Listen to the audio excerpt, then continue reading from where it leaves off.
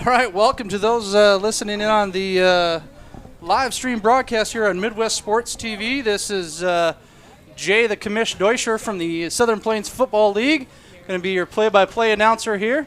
And with my broadcast partner here tonight is the one and only Tyrone Groves from the Kansas City Bulldogs. Welcome, Tyrone. Hey, how's it going? Thanks for having me. Not bad. We've got the ceremonial coin toss here as the players are coming out to center field. I will read the starting lineups again here for both teams. Offensively for the takeover, we've got number 3, Corey Moss at wide receiver. Number 4, Nick Morrow at running back. Number 5, Devin Godbolt at running back. Number 11, Gary Jones at wide receiver. Number 14, Larry Williams at quarterback. Number 55, Lee Hall on the offensive line. Number 73, Billy Cobbs on the offensive line. Number 88, Cameron White at wide receiver. And number 99, Corey Nelson rounds out the O-line. For the Buffalo Ridge Wildcats on defense, number 0, Zach Schrank at the corner. Jonah Walker, number 1, playing linebacker. Number 5, TJ Oates at safety. Number 12, Keller Anderson at the corner position. Number 34 and captain of the defense, Cole Reed at middle linebacker. Number 4, Enrique Gomez at the D-line position. Number 45, Brandon Stahl also at the D-line position. Number 48, Derek Scarroll at the linebacker position. And number 99, Ethan Pearson rounds out the Wildcats defense. The Wildcats come into today's game, Tyrone, over the last 2 seasons, I'm pretty sure with I think it's a 21-1 record. They are undefeated on the season here this year with a 10-0 record coming into the game. And the Texas Takeover come in on a 30-game win streak. They have not been beaten 30 games. And I believe what I was talking to a couple of the players at the hotel, it sounds like that's 3 seasons worth in their league that nobody's topped them. So we should have one heck of a game going on here today. Yeah, I talked with a coach before the game for the Texas Takeovers, and yeah, they said 3 years. 3 years is a long time, to not lose a game. What they have to do is just make sure they stay focused. And even in times where things get hard, we have to see how they react, since they probably haven't been in a situation where they were down in a long time. Right, and in today's game, the Southern Plains Football League is a 9-man adult amateur full contact tackle football league. The Texas Takeover playing out of the Elite 8-man football league. So one difference there, obviously, is the Takeover are going to have to come up with an extra player or 2. One on each side, offense and defense. And they've actually been done. Their season ended in, I believe it was the end of May. So they've been sitting around for a while, had plenty of time to study our rules, watch some film if they were able to catch some game footage online, and obviously get healed up, too, if they had any injuries. So whereas the Wildcats, our Southern Plains Football League season ended just 2 weeks ago, up in Minnesota, and no, we don't have snow up there. All you Kansas City folk want to keep asking if we got snow up there. We might have snow by tomorrow with the weather system that's coming through. I heard it was in the 40s last night, but anyways, yeah, they had a tough fought game against another team from our league, the Midwest Rampage. I believe the Takeover played the Waco Terror out of their league for the championship. So. Looks like coin toss is over. I couldn't tell who got what, but we'll find out here as they step out on the field here shortly.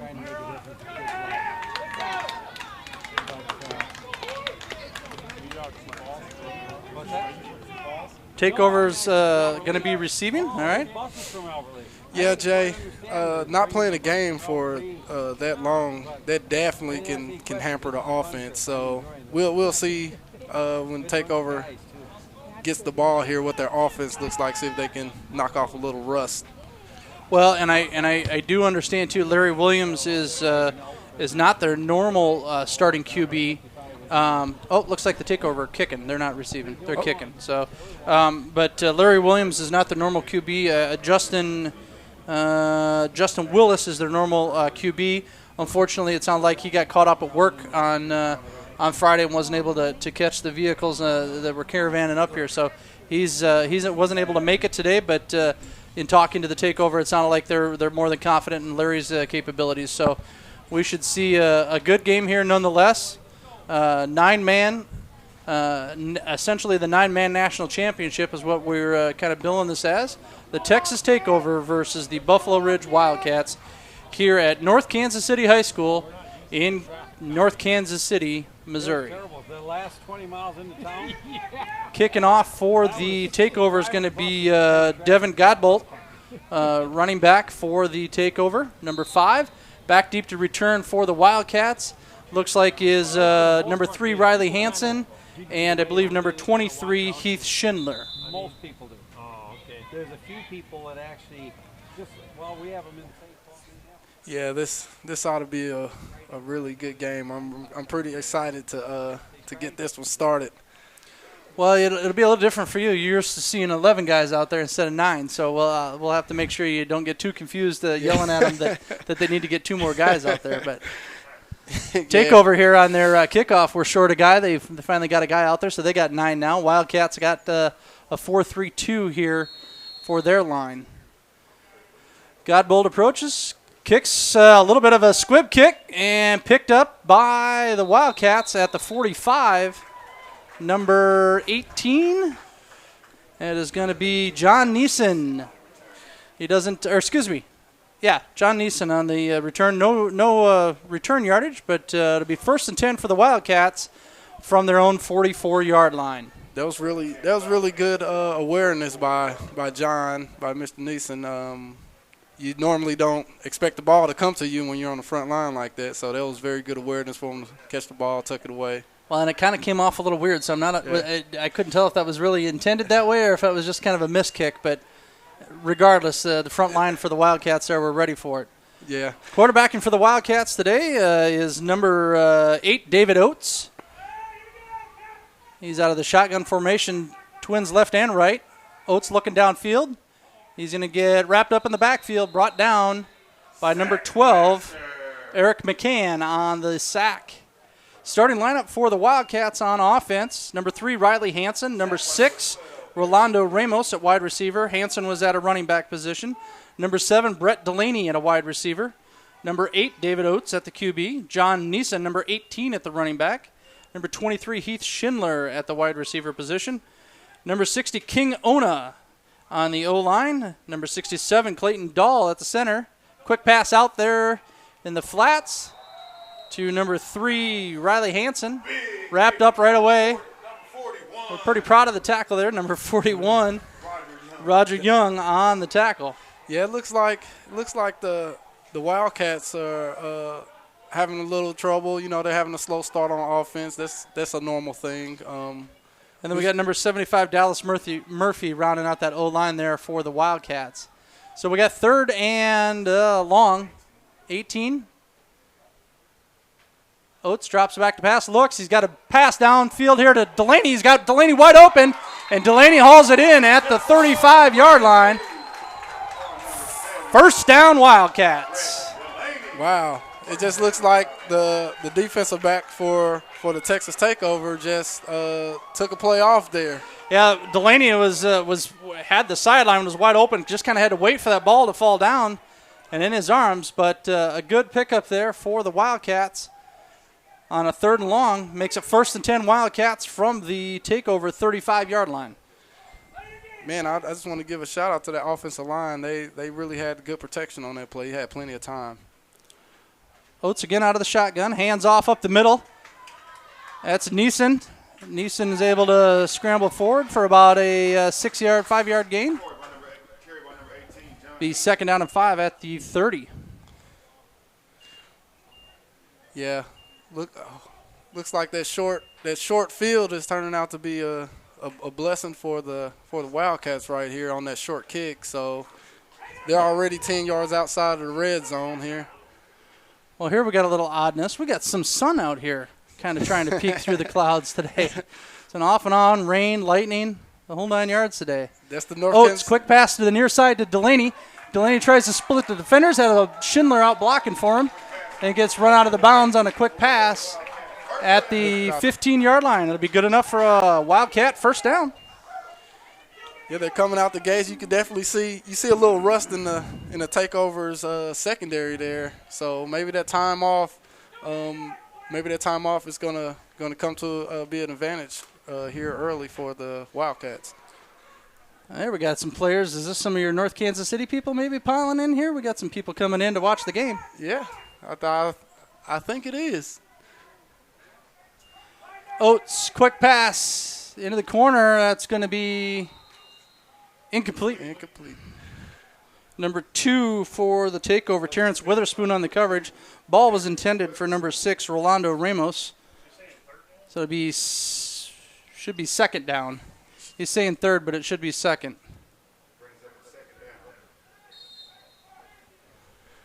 So, yeah, that's the thing about North Kansas City. It's a small-knit community, so, people see a game, they'll just stop in and That's all right. No admission today, so that's fine. The more people we got, the better. Quick pass intended for Schindler. Falls at the feet. Incomplete. Bring up third down and 10 from the takeover 15-yard line.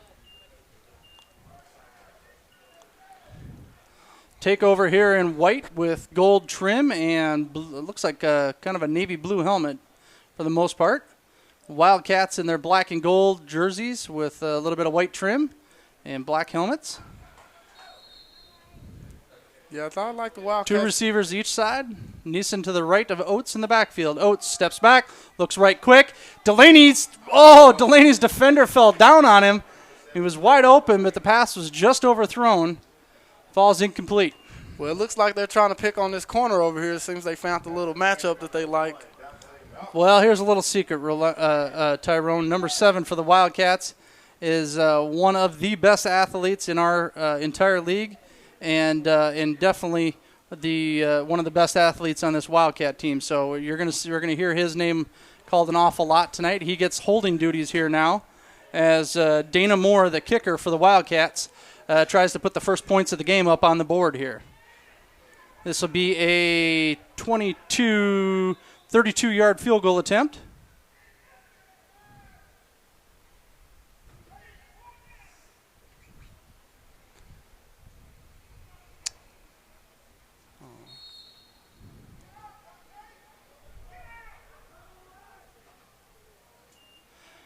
Kick is away, and kick is good. So the Wildcats strike first with 3 points with 8:50 to go here in the first quarter. Buffalo Ridge Wildcats 3, Texas Takeover 0. Let me find some thank yous here to give some shout outs. Well, Jay, it seems like the game, that first drive kind of went the way that you probably would expect it with the long. With the long delay for the takeover? Yes, sir. Yeah, they came out on fire there with that sack and a couple of big tackles there to make them go third and long, but that big pass play down the sideline here to Delaney is what kind of opened that whole drive back up. Yeah, really. For the Wildcats. Really sparked it. I think they got out some jitters in that first couple of plays, and they found their footing. Mid-USA Gridiron Classic would like to thank ASB Farms, a proud sponsor of the Buffalo Ridge Wildcats in the game today. As the B stands for number 7, Brett Delaney. Go Wildcats and bring the beef or the trophy back home to the farm. Kicking for the Wildcats, going to be number 32, Dana Moore. Back to receive is number 4, Nick Morrow, and number 1, Donta Malcolm for the takeover.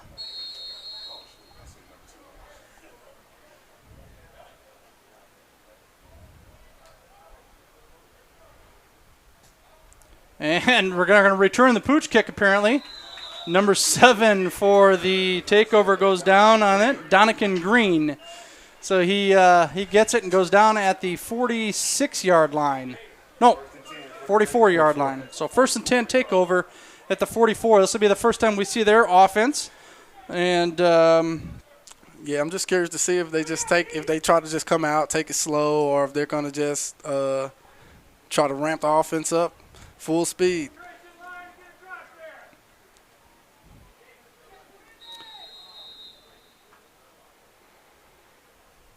Eight minutes, 12 seconds to go. Actually, the clock should be stopped because they haven't ran a play. Should be stopped.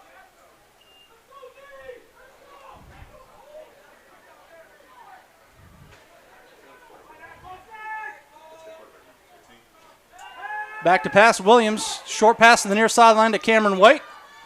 Breaks one tackle and goes down. So, yeah, they come out the gate passing the ball, so you kind of tell what kind of offense that they want to run. Looks like they're going to go no huddle here up-tempo. and see if they gave him the first down on this here or not. Are they giving it to him or not? They haven't made a – Yeah, they give him the first down. So 10-yard gain on that. Be first and 10 now from the 43-yard line or 47-yard line.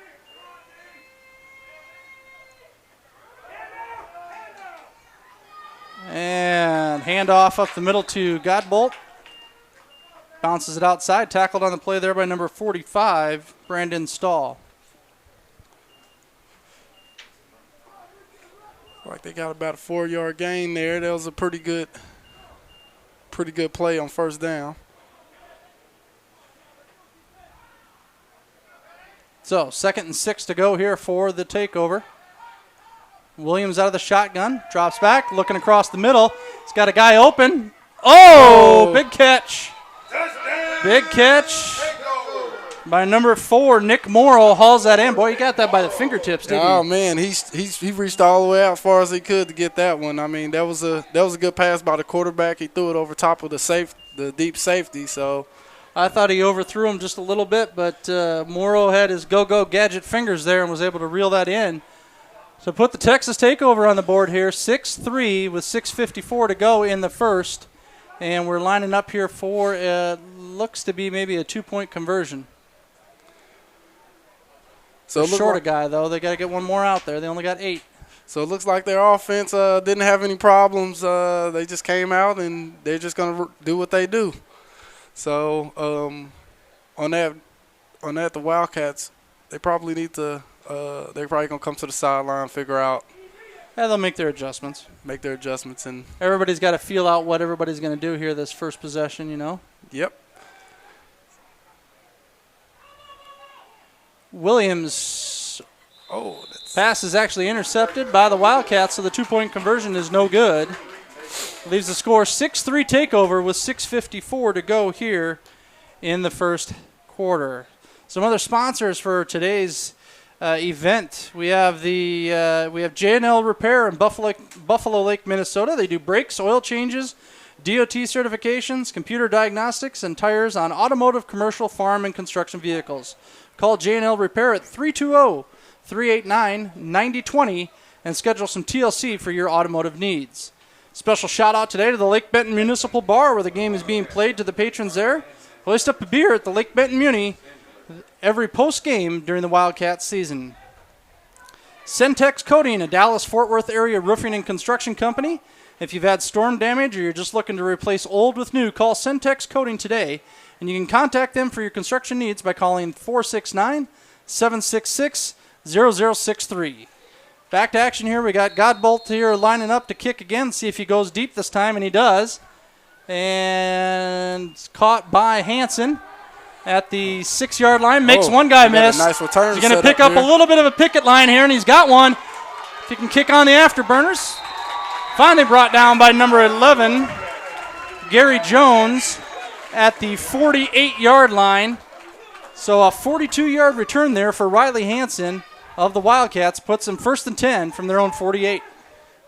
That's very good news for the Wildcats that the special teams seem to be humming so far. With the way the game has been so far on the first two drives, it looks like it could come down to special teams and how well both teams perform on their respective special teams. So.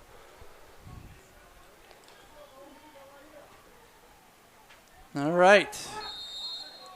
Take over with a 4-man defensive line front there, and I haven't given out the defensive starters here for the takeover, so I'll get that here after this play. Oates out of the shotgun. Oh, that's offside. That's high school rules. That should have been high school. It's blown dead immediately. I'm guessing for you guys, that's if they get back and they don't touch anybody, that's okay, right? Yeah, these refs are used to the 11-man rule. Yeah, 11-man rule. We play 11-man NFL rule, so you could get back as long as the ball snap. You don't touch anyone. No, we do play predominantly high school rules. There's a few things that are a little bit different. And if those crop up today, I'll talk about them. But for the most part, it's high school rules. And in high school, as soon as you break the plane, the line of scrimmage. It doesn't matter if you touch the guy or not. That's a dead ball immediately, and it's a 5-yard penalty. So. And I have to say, Jay, the Wildcats look really sharp with their uniforms. I really like the look that they have.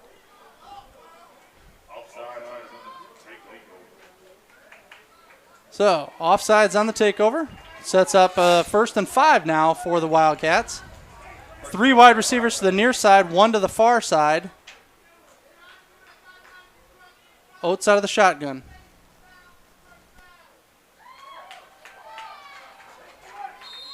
Y'all see down here the DBs are playing a little bit more off now for the takeover.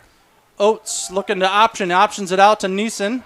Neeson looks to make a cutback, but nice job there by a pursuing linebacker, but we got a flag on the play, so look like we might stop have the clock with 6:30 here. 6-3 is our score. Takeover on top. Let's see what we got a holding or we got a face mask. I think this might be a face mask. Personal foul, face mask against the takeover. It's going to be the 15-yard variety, so that's going to be a first down for the Wildcats. So from the spot of the foul, it was at the 45. That should make it 1st and 10 from the 30. Well, that hurts. The takeover definitely can't do this if they want to stay. If they want to continue to win the game, you just can't give away free yards like that. Yeah, free yards will kill any team. I mean, you're absolutely right, Tyrone. 2 receivers near side, 2 to far. Oates out of the backfield. 4 defensive line front here for the takeover. Oates drops back to pass, looking downfield. Quick pass. He's got a wide open Schindler. Touchdown, Wildcats! Oates to Schindler on a 30-yard strike. Puts the Wildcats back on top here, 9-6, with 6:09 to go in the first quarter. So it seems like, Jay, today we're going to have a Big 12 game going to break out here. Apparently we're going to have an offensive blowout battle instead of a defensive one. Hey, nothing more exciting than that, though. So Wildcats here are going to bring Dana Moore out, line up for the 1-point extra point kick. So, again, what I was talking about earlier about the special teams, we've seen the special teams. It seems that the takeover, they probably didn't have a kicker or today, so they went for 2. And here, looks like the Wildcats kicker is pretty consistent. Up and good. 10-6 Wildcats with 6:09 to go in the first quarter of the Mid-USA Gridiron Classic here in North Kansas City, Missouri. And I just realized that in our logo, it says Kansas City, Missouri. We got that wrong. It's okay. Kansas City, Missouri. I'm going to fire the graphic designer that came up with this logo. Happens to be my wife. It's all right. Yeah, you definitely can't fire your wife, man. Yeah. Well, I can fire her. It'll cost you a lot. When she gets fired, she still has to come to work on Monday. We don't have one of those. She just poked her head in here and looked at me and laughed. So it's okay. Generally, everyone in the area, we just consider this just Kansas City. KC's just one big happy family. One big happy family. Some other sponsors here real quick we're going to throw out there. DSPM Printing for being a sponsor of the Texas Takeover and their travel and efforts to make today's game. Contact DSPM for your decorated apparel, promotional products, and printing needs by calling 817-688-0900. And they can also be found online at www.dsmprinting.com. And I'm going to give a real personal shout-out here to Bill and Rita Deutscher, my parents who are watching. And just so you know, if any clock operation errors happen, Mom and Dad, it's because Joel's here running the clock. Moore is lining up to kick off for the Wildcats. They just brought one guy deep. He's going to have to come up, though, quick. Caught at the 22. I didn't see who it is. I think it's number 11. Number 11 being a little shifty there. Still on his feet. Finally he gets knocked down at the 41. So Gary Jones on the return of about 19 yards puts the takeover 1st and 10 from their own 41. Let's see here. I'm trying to make sure I get through all of my sponsors here. Joe and Marilyn Delaney, the Buffalo Ridge Wildcats, want to give a huge shout-out to Joe and Marilyn Delaney. They are here in attendance tonight, or today, I should say. We're not nighttime yet. And but they were very instrumental in helping the Wildcats fund a couple of things for the team down here. So thanks to Joe and Marilyn and everybody back at the at the bar in Lake Benton, make sure you have an extra beer for Joe because please. there is no concessions here, so he's dry at the moment. Well, Jay, people like that, they just help our brand of football. just Absolutely. go. We couldn't do it without our sponsors and our families and our friends. So Definitely. Williams hands off up the middle to Godbolt. Godbolt looks to make one guy miss. Gets tripped up at about the 49.5-yard line. This will be about an 8-yard gain and bring up 2nd down and 2 for the takeover. No huddle again here out of the takeover. Yeah, I'm guessing they've had a month and a half, 2 months to script out all the plays they wanted to run in the first 20 plays of this game. So yeah, it looks like they have a Big 12 type offense. Just line up and go. Williams looking short pass. Oh, they're going to go incomplete. Oh, If he would have caught it and fumbled it, that was live. We do have the NFL, you're not down until you're down by contact rule. Okay. That quick thinking there by the Wildcats, number 48, Derek Skrull, to try and rip that away. But incomplete pass is called. It'll bring up 3rd down and 2 for the takeover. Yeah, that was very good hustle by him. He got over there. He was from his linebacker position inside to get over there and make sure that play was broken up. That's good hustle. You need guys like that. Your linebackers got to be those kind of guys, and it seems like the Wildcats has one. 2 receivers to each side for Williams here out of the shotgun. He's calling an audible here. Let's see what this is going to be. He's making some hand motions, letting his receivers know where he wants to go with this. Snap, looking downfield. It's going to be out in the flats to number 4. Makes one guy miss. Makes the second guy miss, but he got wrapped up just enough to knock him down, as that was number 4, Nick Morrow. Mr. Sticky Fingers on that touchdown earlier for the takeover. Picks up enough yardage for the 1st down. It'll be 1st and 10 for the takeover from the Wildcats' 38-yard line. So you definitely can just watch it. You definitely get a sense of what kind of offense, what kind of things that the takeover wants to do on offense. Williams looking downfield, comes back to the flats again. That bounced, though, didn't it? That didn't bounce? Oh, got to get my eyes checked, apparently. Yeah, looks like we need an optometrist for a sponsor for the Southern Plains Football League event, so I can call him out. But like pass complete to Moss, Corey Moss on that. Like he just got his hands underneath it. 9-yard pass. Brings up 2nd down and 1 for the takeover. Yeah, it looks like he got his hands right up underneath the ball, kind of bounced off his hands up into his chest. So it's a good catch. 2nd down here with 4:13 to go in the first quarter. 10-6 Wildcats.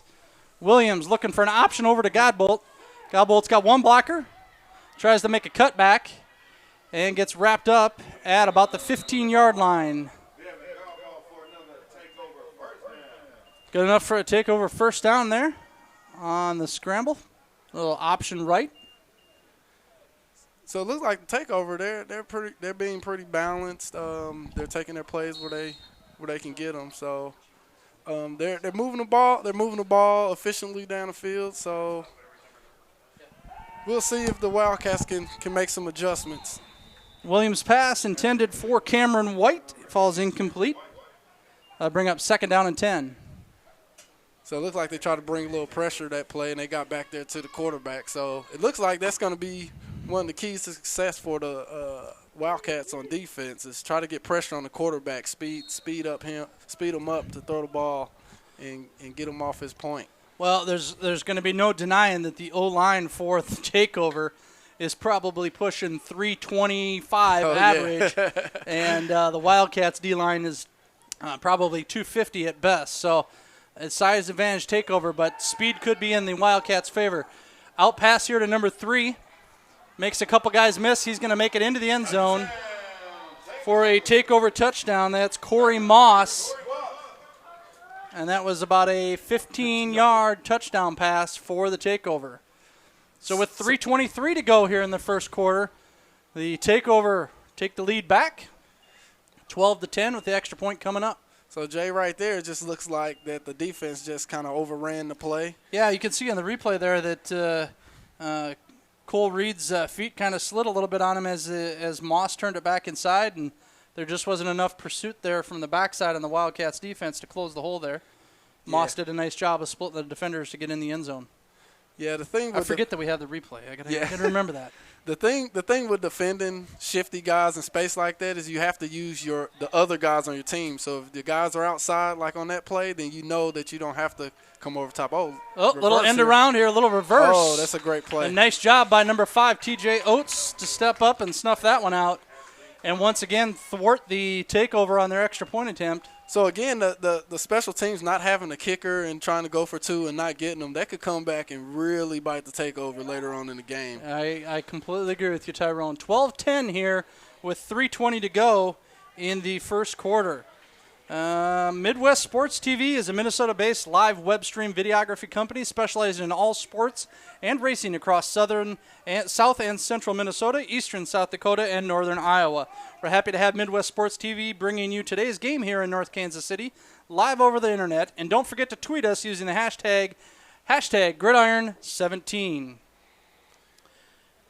Adams Mark Hotel and Conference Center located in Kansas City across from the home of the Kansas City Royals at Kauffman Stadium and the Kansas City Chiefs at Arrowhead. Attached to their property is the Cocoa Key Water Park.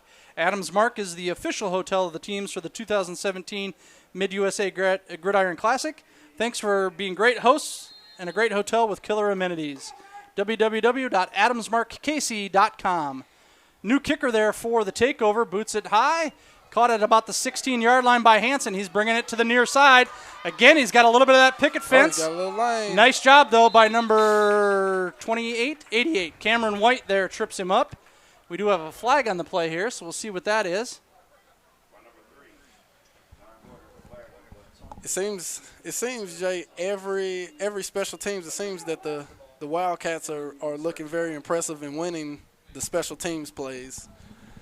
Yeah, the special teams, I think you're right, Tyrone. This is going to be an interesting day.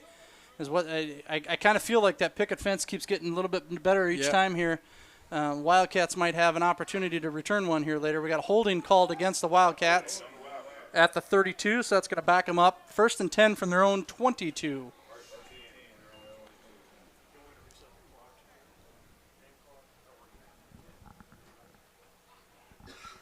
Oh, no, don't worry about that. You mean on here? No.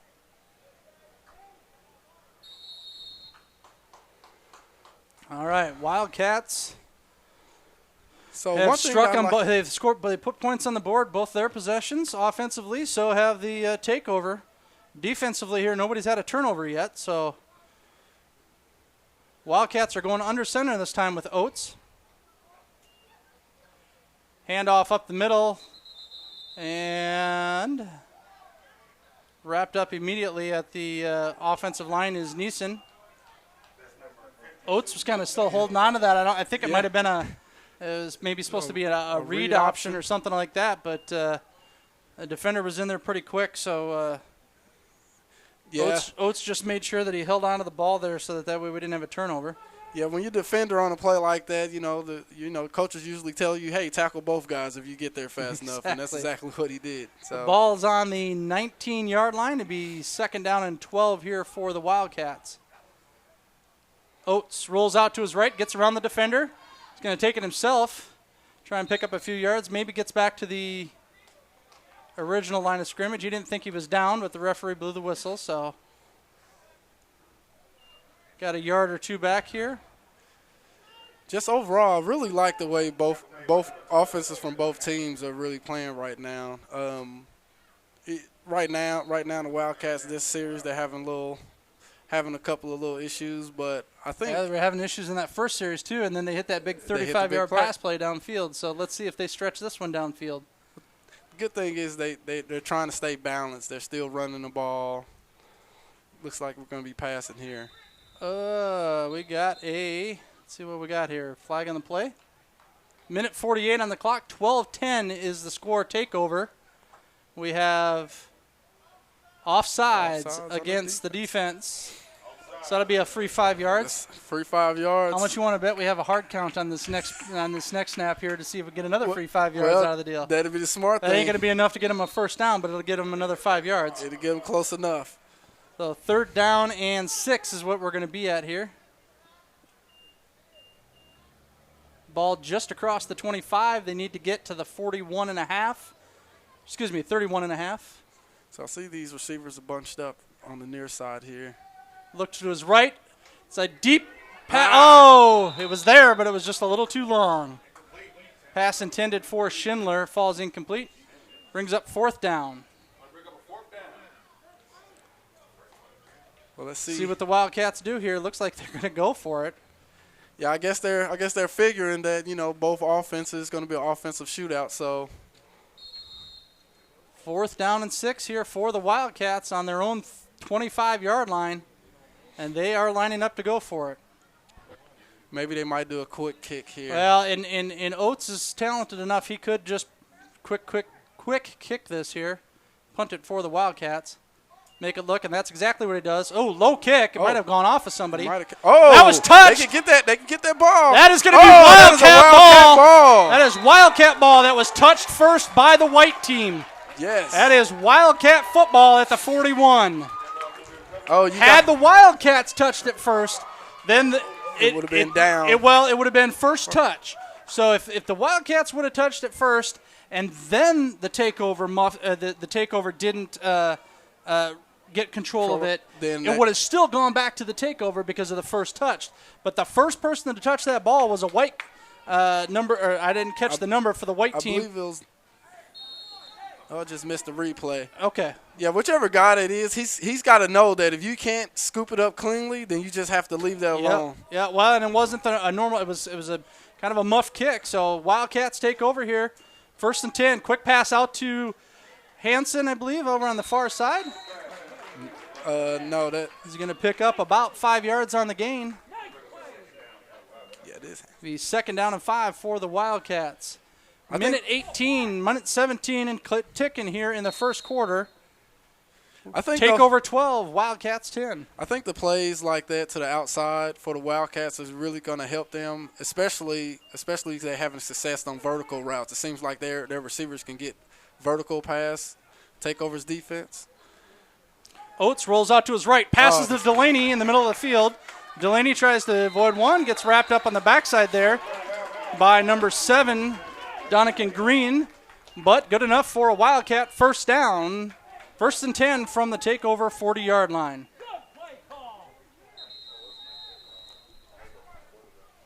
Timeout on the field by the Texas Takeover. That was just beautiful football right there, Jay. 52.1 left in the first quarter. Takeover take a timeout. 12-10 is the score in advantage of the Texas Takeover. Some other sponsors here real quick. Try and get through the rest of them here in the first quarter. We got Jack Stack Barbecue, one of Casey's finest barbecue chains with multiple locations, ranking many of them in the top 10 of all of Kansas City. Jack Stack Barbecue is proud to be the post-game meal provider catering to the team's hotel after the game. Book your next event catering.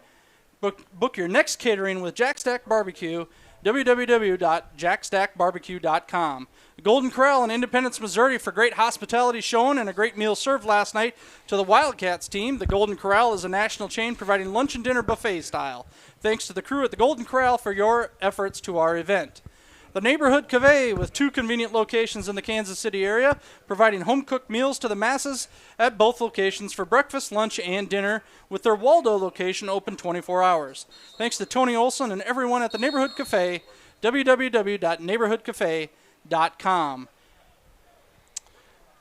That was a really good, the last a few plays for the Wildcats. I like the play call, and I like the variety.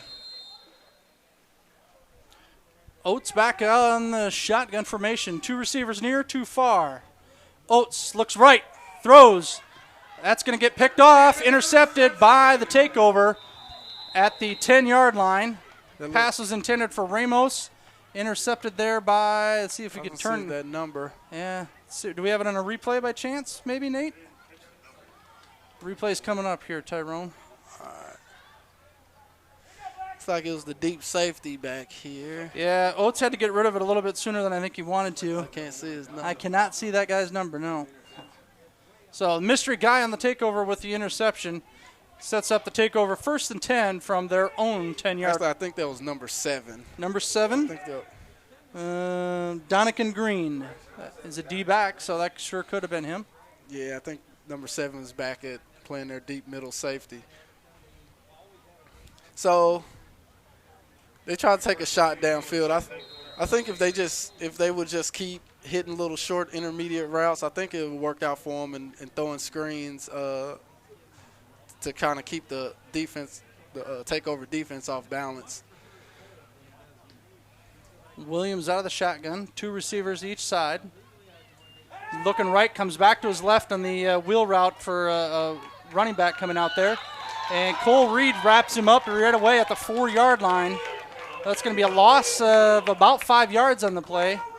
Bring up 2nd and 15 for the takeover. Jay, I like what he did there. He didn't come up and try to just blast the guy and then the guy spins off. He just came up, he secured the tackle, and made a big play for a loss. Cole's been a bit of a journeyman in our league. He has played for 1, 2, 3. He has played for 4 different teams in our league. Oh.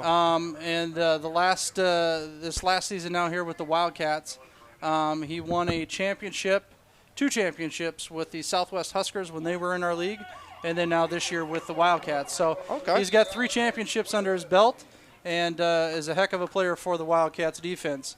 Our first quarter has come to an end with a score: Texas Takeover 12, Buffalo Ridge Wildcats 10.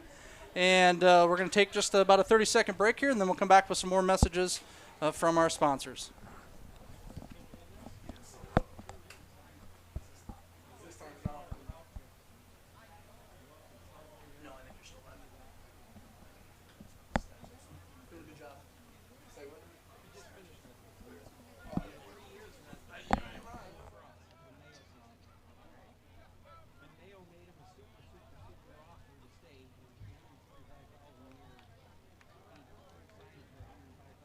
Kansas City High School in North Kansas City, the home of the Hornets. Tyrone, you're an assistant coach for the Hornets. What does the season look like for them coming up? I think we're going to have a really good season this year. We have a bunch of young guys that are coming back and that played last year on varsity, and I think we're going to end up having a pretty good season. We have some mega powerhouses we have to play against, but I think we're going to do some big things, and I think we're going to have some players that really develop out and fill in their shoes, so to say, this year. So I'm pretty excited. Well, Coach Leon Douglas, the head coach here, was also very instrumental in helping us get things set up to play this game down here, as well as you and some of your guys. I know we've got some of your guys running the chains today. We got one of your guys over here on the PA system. He's supposedly going to sing for us later. We'll see what that looks like at halftime. But, yeah, we maybe he can don't croon some of the ladies here in the stands, unless you're married. If you're married, we don't want to be crooning any. Oh, yeah, he's married. Yeah, we ain't going to croon any women then. He wasn't going to be crooning any women with his voice, I can tell you that. All right, we're going to get the second quarter underway here. 12-10 takeover. They are second and 15 from their own 5-yard line here. Let's see if the Wildcats can get a safety. Need the Wildcats if they could get some pressure here and force a pass. Oh, we got a penalty. Offside on defense. That's definitely what the Wildcats didn't need right there. You had them backed up, 2nd and long on their own goal line. Mo Bell's down there.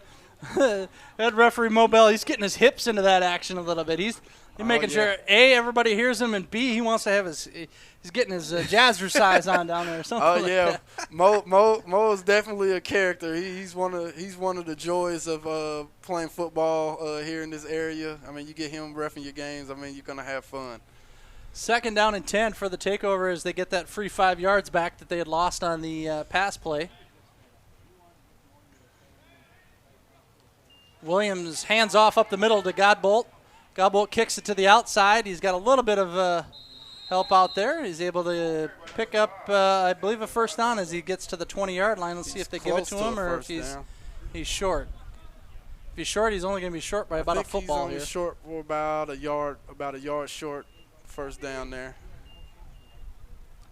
So they're signaling 3rd down here and they're going to wind the clock. They're going to give him forward progress on that. So I see the Wildcats substituted in their receiver, their all-star receiver. Yeah, here Delaney's playing a little corner, getting a little corner action here. I think this is a smart move. Handoff The and they got Williams the wrapped up. quarterback It's in going to the be a sack on the backfield. play.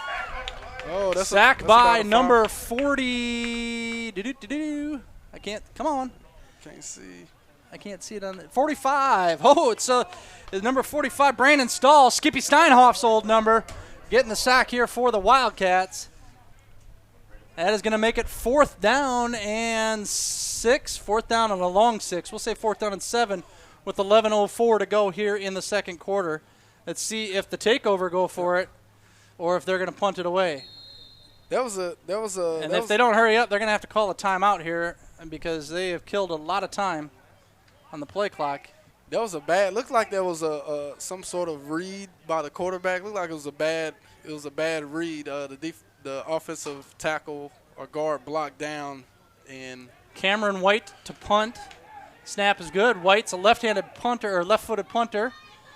It's going to be a fair catch call. Oh, that that's a should be a flag. penalty, and it will be. that is Got to a give flag. him some room to catch that. He made a legal fair catch. And unfortunately, number 7, Donican Green, hit him. So that's going to give the Wildcats some free yards here. 10:29 to go in the second quarter. Takeover 12, Wildcats 10. Kinner and Company, LTD, with offices in Brookings, South Dakota, Marshall, Minnesota, Pipestone and Tracy, Minnesota, Elkton, South Dakota, Lake Benton, Minnesota, Flanders, South Dakota, and Wabasso, Minnesota. Kinner and Company is where taxes can be complicated, but not at Kinner and Company.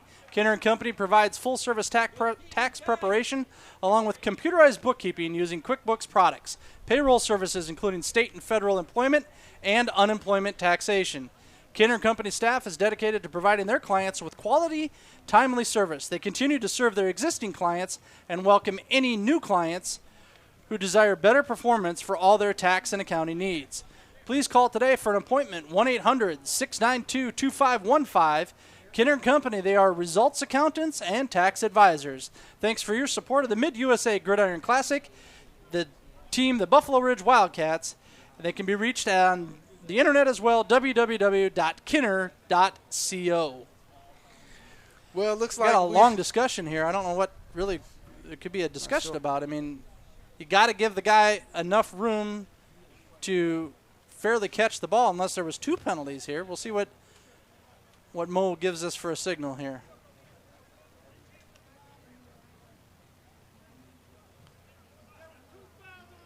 Two fouls in the play, both on White.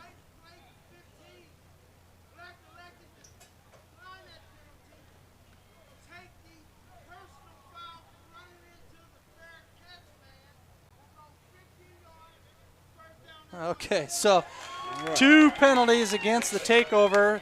The one that was accepted and taken is the running into the fair catch receiver, so that is a 15-yard penalty. It'll put the Wildcats 1st and 10 from the takeover 32-yard line. Well, Jay, it looked like we finally seeing some defense. The defenses stand up and start making stops. Yeah, I mean, the first 2 possessions for both teams offensively resulted in points, and now we've had an offensive possession for both teams that have resulted in no points with that defense stepping up. So let's see here what the takeover could do now when they've got a short field here to defend. See if the Wildcats can capitalize on that.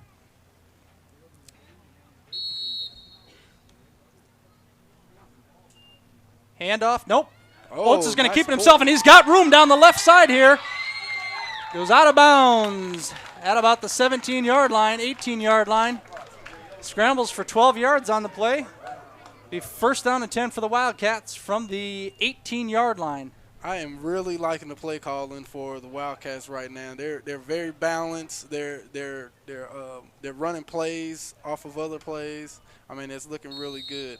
I think if they keep that up, I think they can really give the takeover some problems that they probably won't be able to solve. 10:24 to go here in the second quarter. Takeover 12, Wildcats 10. Oates in the backfield out of the shotgun. Quick pass out to Delaney in the flats. Delaney tries to make one guy move, fumbles the ball, but I think he got back on it. I think he was able to get back on it. It dropped right down in front of him, and he was able to fall straight down on it. So still a good pass, though. And it picks up about, looks like maybe 8 yards in the play. Yeah. Again, I mean, that was a great play call. They just taking what they're giving them on that side. Looks like they're still picking on that corner over there, number 1, Dante Malcolm. Looks like that's a matchup that they absolutely love over there. So 2nd down and 2 from the 12-yard line here. Oates out of the shotgun. Delaney and Schindler to the right. Handoff to Gomez up the middle. And Gomez is going to scramble forward. Should have enough there for the first down. And that is on the program. It's, I think, Joyu. I'm not sure. Yeah, I'm not I know sure. they go by Jay. Yeah. So we're just going to call him Jay Gomez. Jay Gomez on the carry for the Wildcats.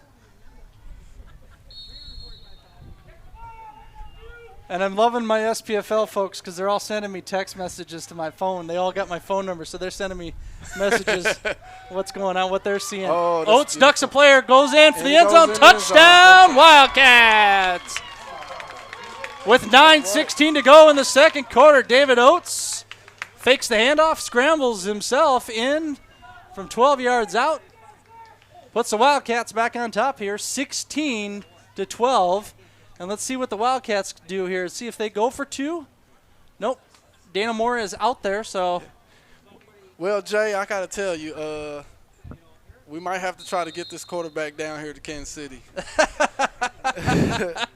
He's looking really good. Let's hope your quarterback ain't listening if you're going to say something like that. Hey, the best man plays. Hey, that's the way we work it. So, he's looking really decisive. And he's making it really hard for the takeover defense.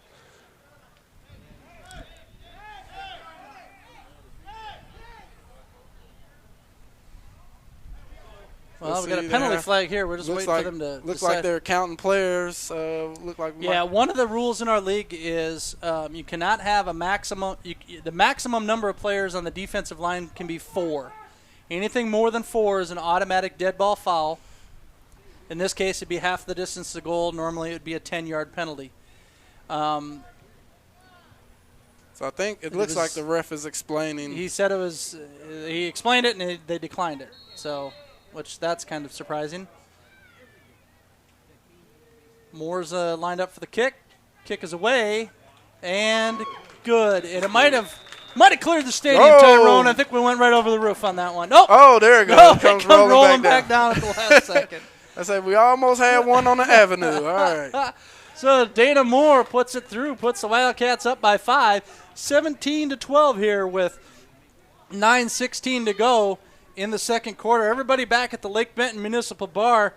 I hope you're not taking a drink for every point scored because you're going to be toast by the time halftime rolls around the way this game's going. That's what we called hammered.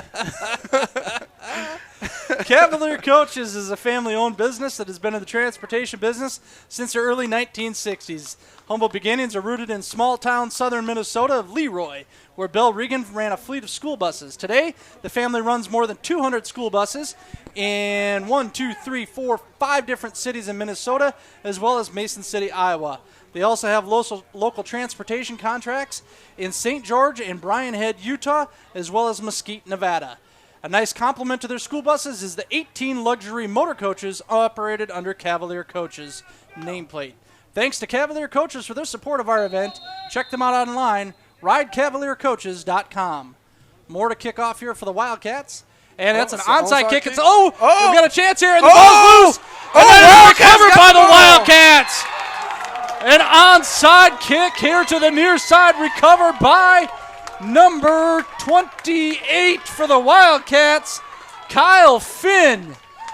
Now, Jay, I know you're tired of hearing me say this. We got to see the replay on this one here, Tyrone. I know you're tired of hearing me say this, but again, special teams. Exactly. The Wildcats have won every special team play so far. Moore drills that one in the ground, gets a nice hop, goes over the first line.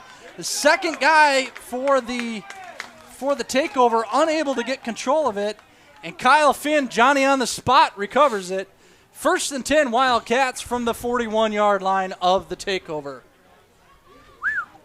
Wildcats. We got some action. We have action. You were worried about this 9-man football not being very entertaining. I was worried about the 9-man football. I wasn't sure what to expect, but I got to tell you, I'm very, very, very entertained right now.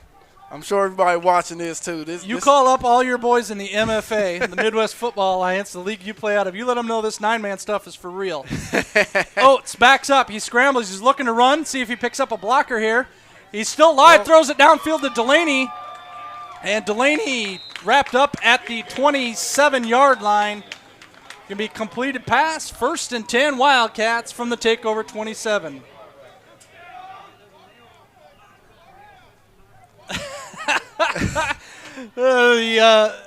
In our league, we have one female owner in our league. Her name is Becca Johnson, and she's clearly watching the game, and she is sending me text messages back and left. She said, "You rock, Tyrone." Apparently I don't rock, but you do. So. All right, thank you. Hey, I appreciate that. I can take every compliment I can get. Keep sending them in. Thanks, Becca. 1st and 10 for the Wildcats on the 27, 28-yard line. Hand off to Neeson up the middle. Met right by the middle linebacker. Nice stick there by number 52. Joe Mills for the takeover. Nice stick there. That was a nice form tackle. It was. I'm a defensive guy. I play defense. I love to see a hit like that. 8:22 to go on the clock. 17-12 Wildcats. Well, it looks like the Wildcats, they found their footing on offense, and it seems like they're just rolling right downfield. Oates out of the backfield. He's going to tuck it and go right away. Unfortunately, he ran into number 8, I think it looks like. He ran to number 75, it looks like. He ran into his own guy, 75, but number 8, Dallas Young there for the takeover. He said, "Feed me. I'll take more," he says. Yeah, that was a fortunate for the takeover. If he didn't run into his guard right there, I think he would still be running right now. 3rd and 11 here for the Wildcats.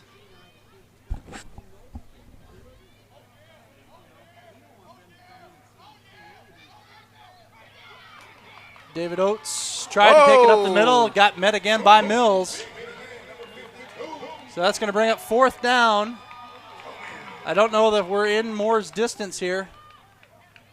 So it looks like the Wildcats are going to go for it here. 1, 2, 3, 4, 5, 6, 7, 8, 9. Have we got 9? 1, 2, 3, 4, 5, 6, 7, 8. We got 9 there for the Wildcats. 4, 5, 6, 7, 8, and we got 9 for the takeover. Yeah, it looks like the takeover center is getting a tremendous jump off the ball. He's causing problems for the center, and he's just creating pressure. Corner on the far side is going to play Delaney tight. Let's see if Delaney makes a move and gets around him here. Oh, that's not good. It's going to be a deep pass to the near corner instead. Oh, that's passing. And there's a flag on the play. Let's see what they call. That looked like Oates went for it. It was T.J. Oates, normally the safety for the defense for the Wildcats. That might be. Tried to get to that ball, and he couldn't get to it. Let's see what they go with for a call. I'm sorry, Jay. I'm gonna go as this team. We got the replay on that one. That looked like that was offensive pass interference just from first glance, looking at it live. Looks like defensive back had. We got time here, Nate, if you can punch that replay up. Oh, it was off camera. We couldn't get it. So it looked like the defensive back had position on the ball. Yeah, it looks like that's exactly what's happening. It looks like it's an offensive pass interference. On 4th down, they're going to decline it. They're going to decline it so they can get the ball. Yep, you're absolutely right, Tyrone. Decline, so it'll be 1st and 10 for the takeover from their own 29-yard line here with 6:38 to go in the first half. Wildcats 17, takeover 12. Our event official trainer is Mr. James Stevens. He is, I believe, your trainer for the Bulldogs as well. So we'd like to thank James for helping us out today, taping and keeping both teams ready and prepared before and throughout the game. Yeah, James, I just want to add to that shout-out. James is an excellent trainer, probably the best, definitely the best that the Kansas City Bulldogs has. He's really come on and helped us out all year, and a great guy.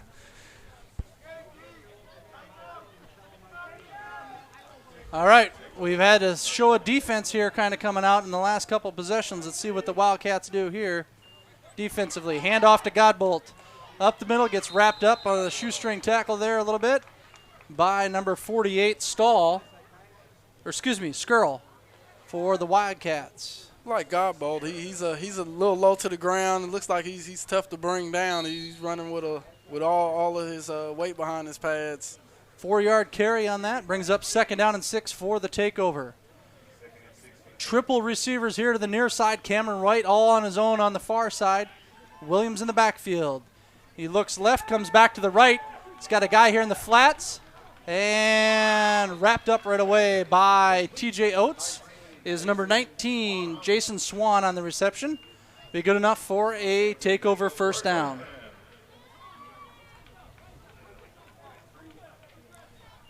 Ball gets spotted at the 43 of the takeover. 1st and 10 with 5:58 to go.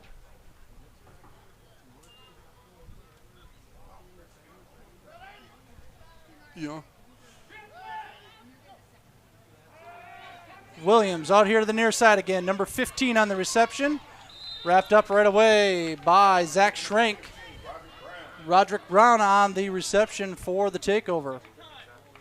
Yeah, it looks like the cornerback, the near side cornerback for the Wildcats. He's playing pretty far He's off. pretty deep. He's letting them have the underneath stuff to make sure that nothing gets behind him, which that's, if they're playing man-to-man, that's not a bad route to go, I guess. Definitely not. Wonder if Takeover looking to the left. In the flat again, number 4. Morrow's at sticky fingers, and he's got some speed here. and he's going to go all the way. Touchdown takeover.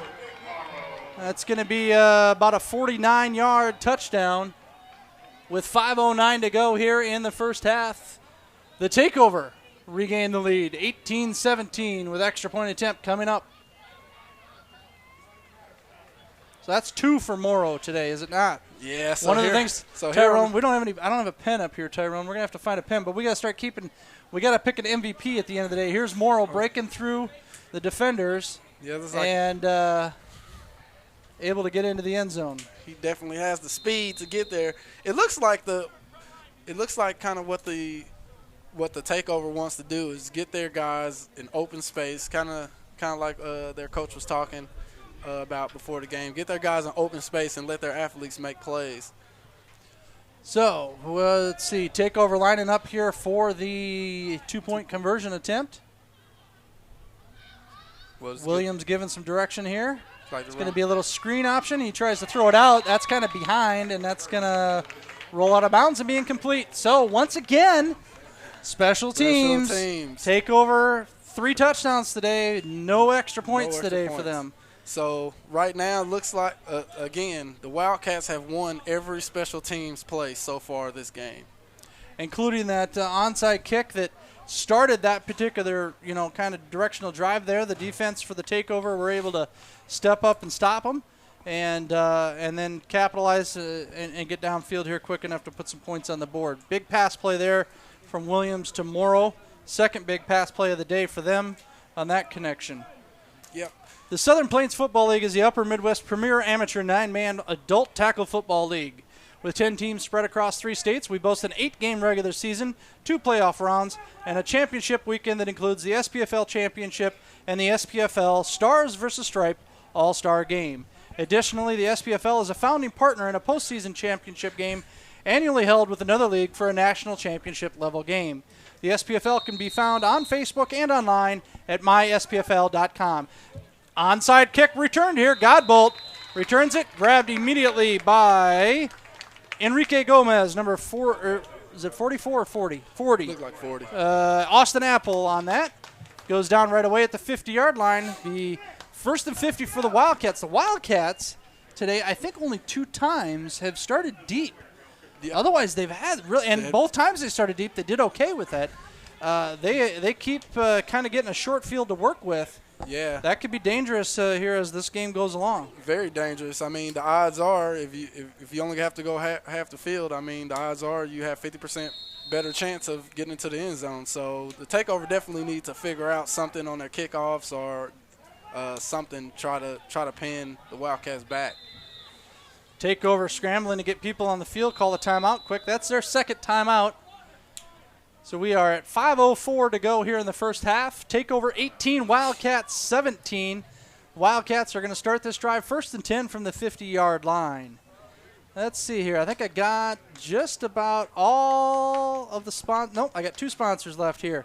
First up, Keel Heating and Cooling in Elkton, South Dakota. Jamie Keel and the Keel family there do a great job installing heating and air conditioning units.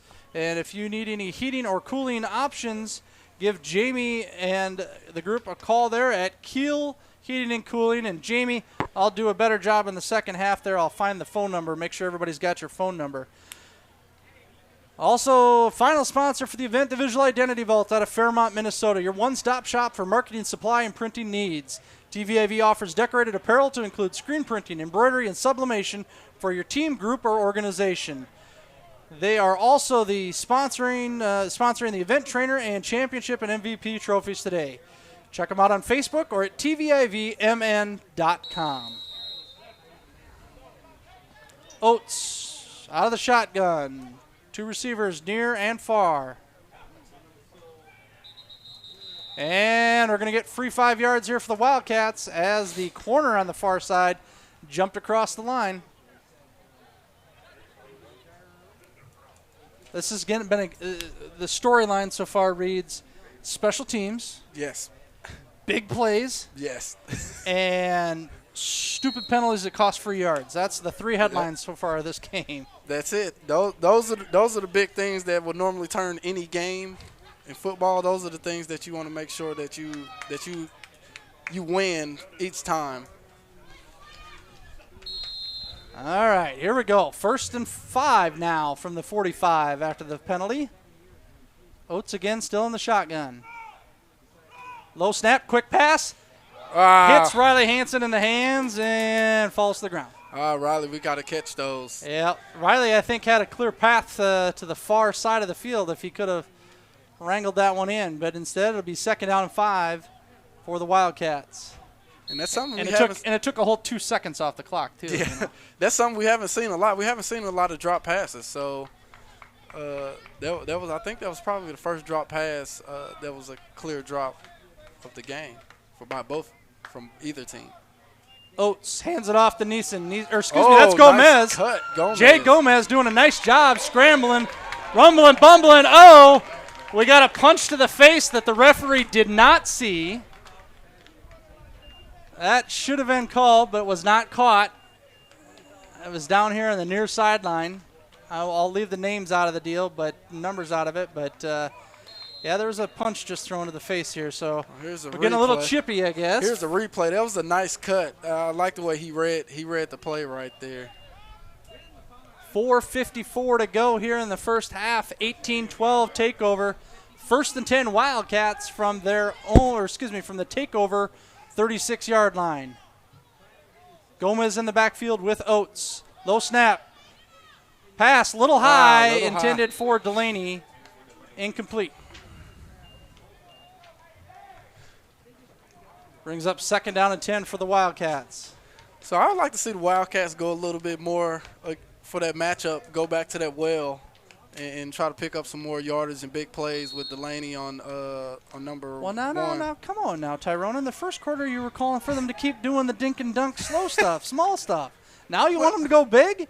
Well, are you getting bored, Tyrone? You want to see a big play? To me, a big play is Delaney. He could catch a underneath route, make a there we go, make a big play. Going to get some 5 yards back here, it looks like, maybe for the Wildcats.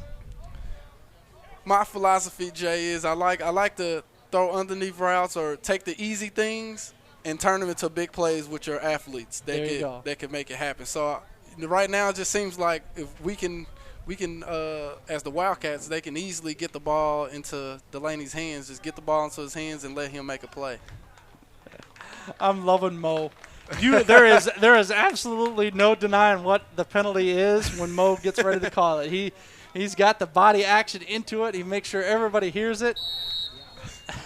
It's awesome. 2nd and 5 for the Wildcats after the free 5 yards on the encroachment penalty by the takeover. Deep pass here. Let's see if Wildcats bring it in. And that's a good And they're going to catch. give it to him. All right.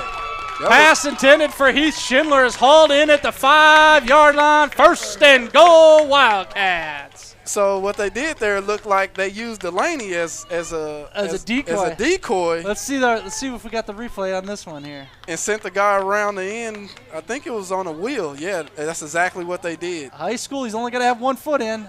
Oh, we might have to slow that one down, but I don't know that we can. Here we go. Let's see. Let's see if we can see that. Yeah, he did. Yeah, He's got it. There we right go. Foot, right there. He got 1 foot. That's a good pass and catch for the Wildcats. First and goal, from the 5 for the Wildcats. Hand off to Jay Gomez. He falls forward. He's going to get stopped at about the 1.5.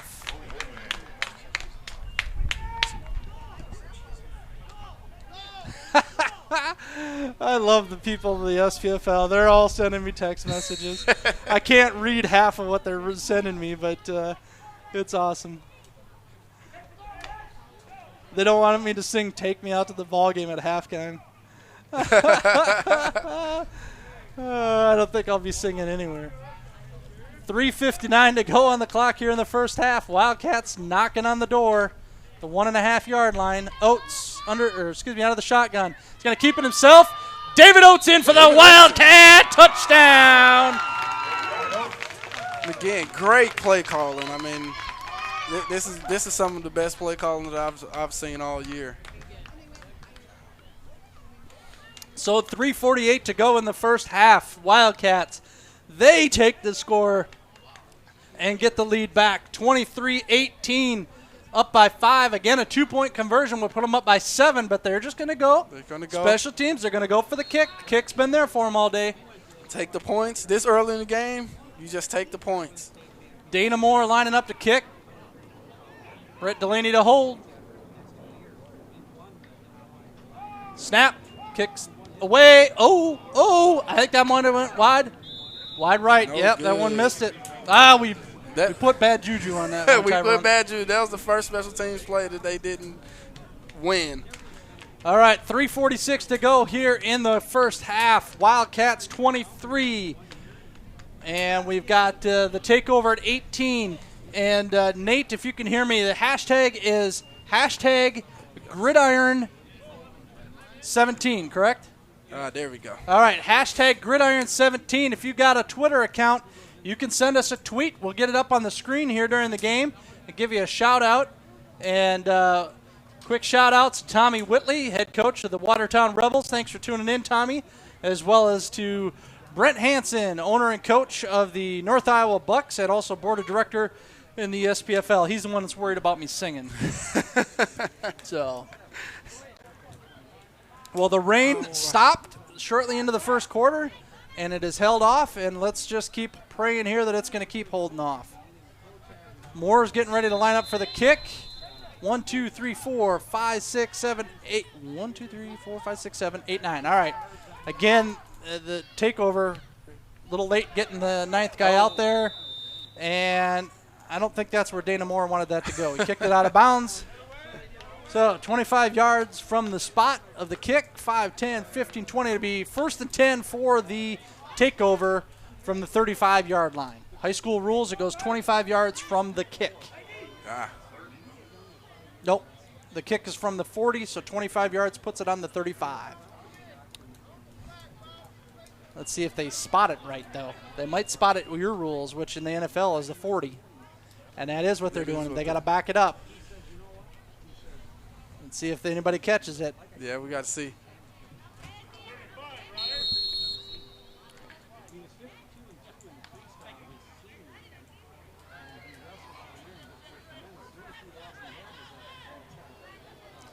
Wiley's trying to get the referee crew here aware of it, and then they're going to call a timeout here quick because they do have it spotted wrong. High school rules is 25 yards from the spot of the kick. It is not like NFL where it comes to the 40. So they're going to discuss this quick. Mike Tiedemann's down there to make sure they get it right.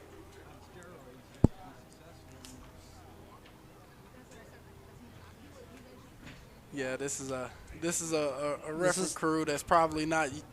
Well, it's high school rule, though. I mean, they do high school games, too. Yeah, so, they I do mean, do it's, high school. it's the high school rule. The high school rule is national high school rules. Here's Mo. He's going to let us know. Yeah, Mo will let us know what it is. And that's exactly what he said. That's all right. We got it right. That's what matters. No harm, no foul. No harm, no foul. Exactly right.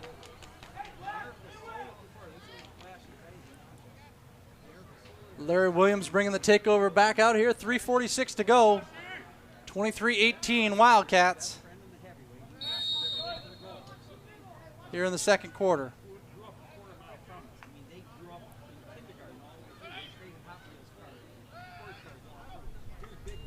It's going to be a pitch to Godbolt. Godbolt trying to get to the outside. Oh! Big hit. First on the play was TJ Oates, and then coming in on cleanup duty there is Brandon Stahl. Nice hit by the Wildcats, and only maybe about a 1 yard gain by Godbolt there. Brings up second down and 9. Yeah, you can see here, they did a good job of rallying to the ball right there on that play. You can see on the replay. The Wildcats defense, that's exactly what they're going to have to do. They're going to have to rally to the ball because these athletes that they got, that the takeover have, are really dangerous when they get in space. So you got to get everyone to the ball. Handoff to Godbolt again. He's got some room here. He's going to try and get to the outside. He's going to get pinned here along the sidelines. Shirt rips off.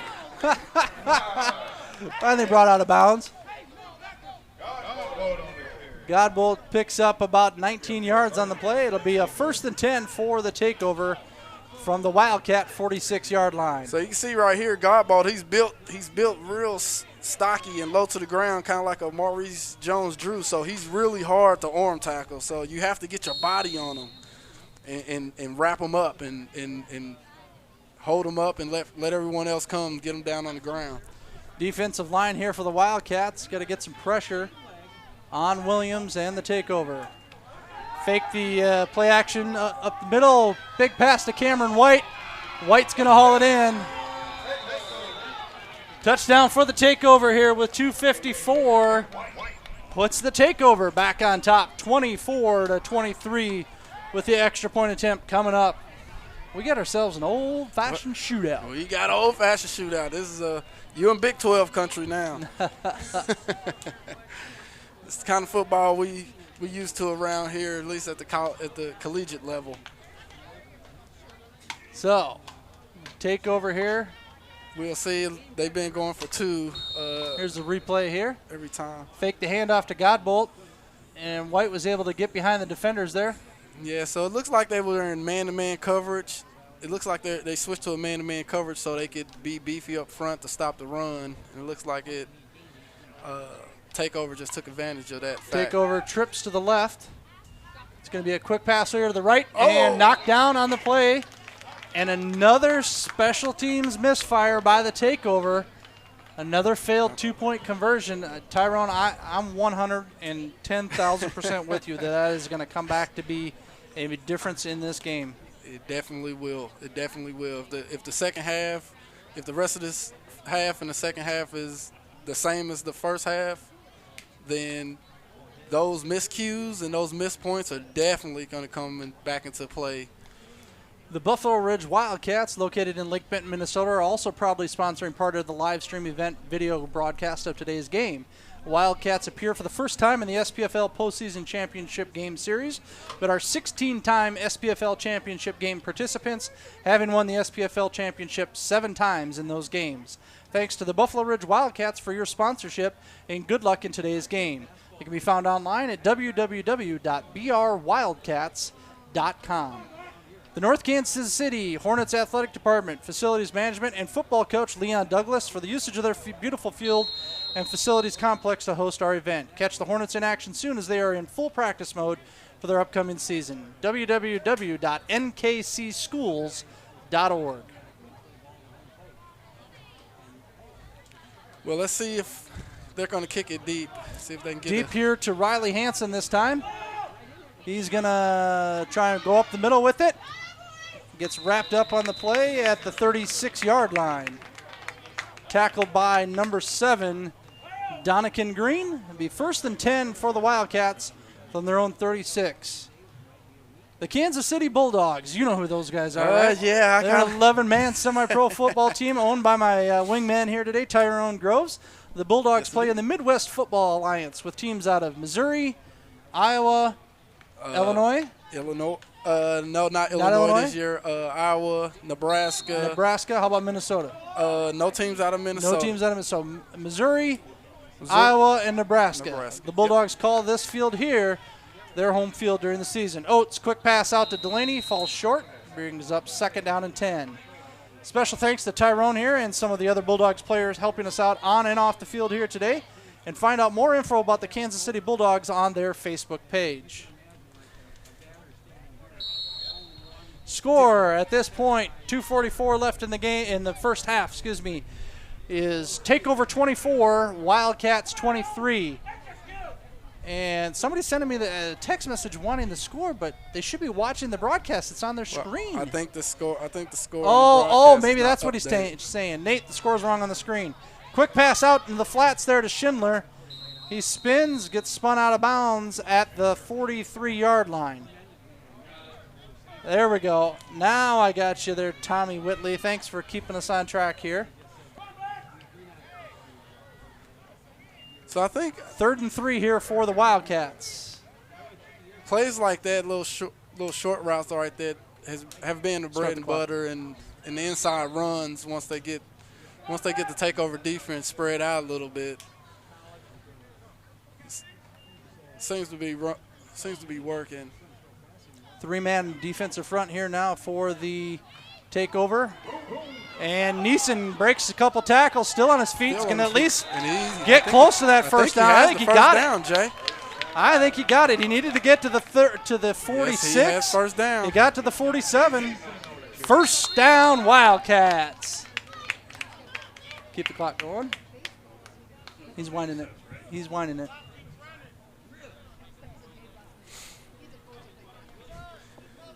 That was just great determination right there by Neeson. I mean, he got hit in the backfield by two guys. 2 or 3 guys there had him almost wrapped up in the backfield for a loss. Quick pass to the near side here to Hanson. And he gets tackled by number 10, Corey Solney on the play. It's going to be about a 5-yard gain, bring up 2nd down and 5 for the Wildcats. Minute 51 to go here. Wildcats could like to get the score here before halftime.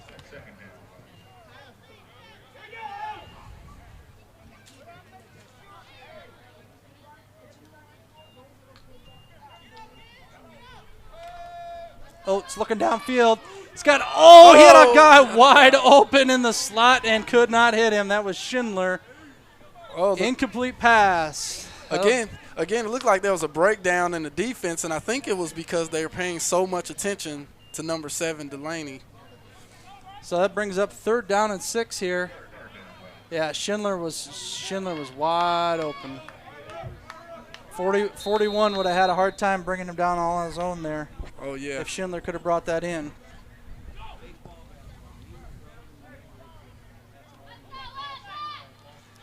Oates out of the shotgun. A little bit of a low snap. Stays on his feet. Still trying to scramble. He's got some blockers now in front of him. He's going to get the first down for sure.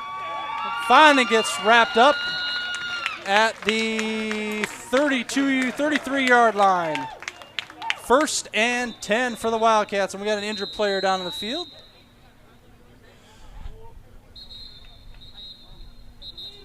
It looks like 2 injured guys. Well, they're going to go timeout black. Injuries on the field. I wonder if they'll be nice enough to give the Wildcats their timeouts back, because technically the injuries should have stopped the clock, not the timeout. Yeah, that's an injury timeout. I think the refs are talking about that right now. Let's see what they do here. 1:19 to go in the first half. Takeover 24, Wildcats 23.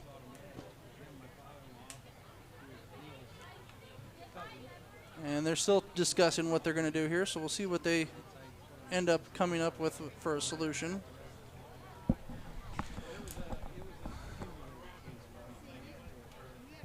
So So it seems like just it's at times for the takeover defensive line, at times it looks like they could be dominant when they won. I think it's just a matter of maybe conditioning since they've been off so long or just sheer want to. But it seems like they're taking a lot of plays off and they're turning it on when they want to. You know, when you're in a championship game situation, you have to give it your all. Yep. Every play.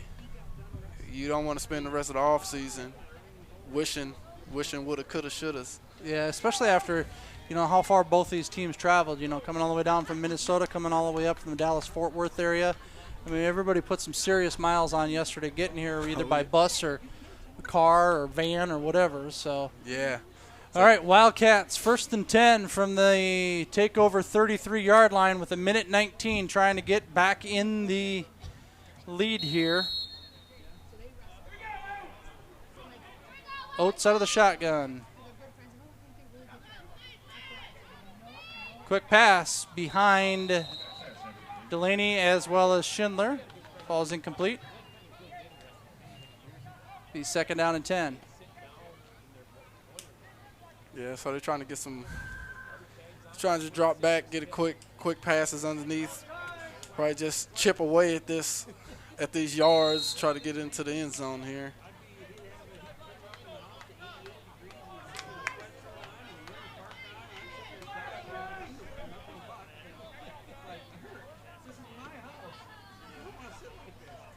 Oates looks right, throws a quick pass out to Neeson.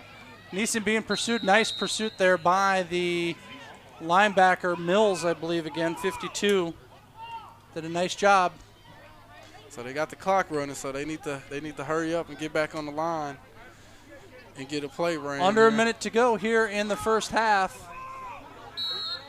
They need to hustle up here. They're not showing a lot of. 3rd and 10.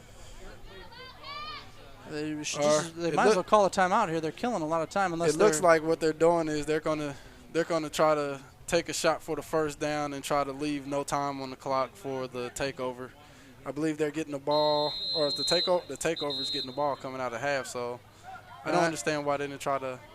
Well, they can run 2 plays. I mean, 3rd down if they don't get the first down here in this. But if they do get the first down and they're short of the end zone, they're not going to have a whole lot of options. They got one timeout left. Yeah. Yeah, right there. I would have liked to seen them get up to the line, run a play, see how many yards they get on, and see what the 4th down would look like, and then make a decision on whether to try to run some clock or what. 35.3 to go here in the first half. Takeover 24, Wildcats 23.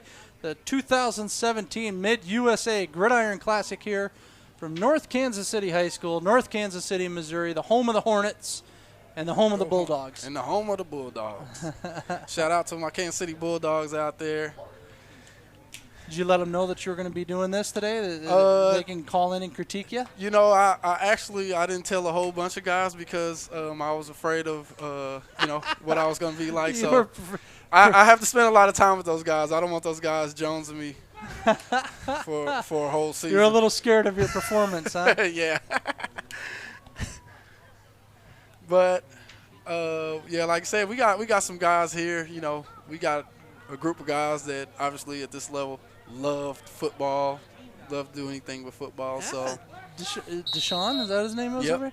Deshaun, or a.k.a. Stuart Scott wannabe, is doing a great job on the PA system over here. So, that's Dorsey Golston. This is Dorsey? Yeah, this is Dorsey Golston, yeah. I think the Wildcats might have got 5 free yards out of that. We'll see what they call here. They either got 5 free or they gave up 5. See what the penalty is. Encroachment. Well, we got 5. All right, they got with the little bend of the knee and the point to the north. Mo lets everybody know it's a 5-yard penalty. Mo's been doing this for a long time, longer than all of my kids been alive.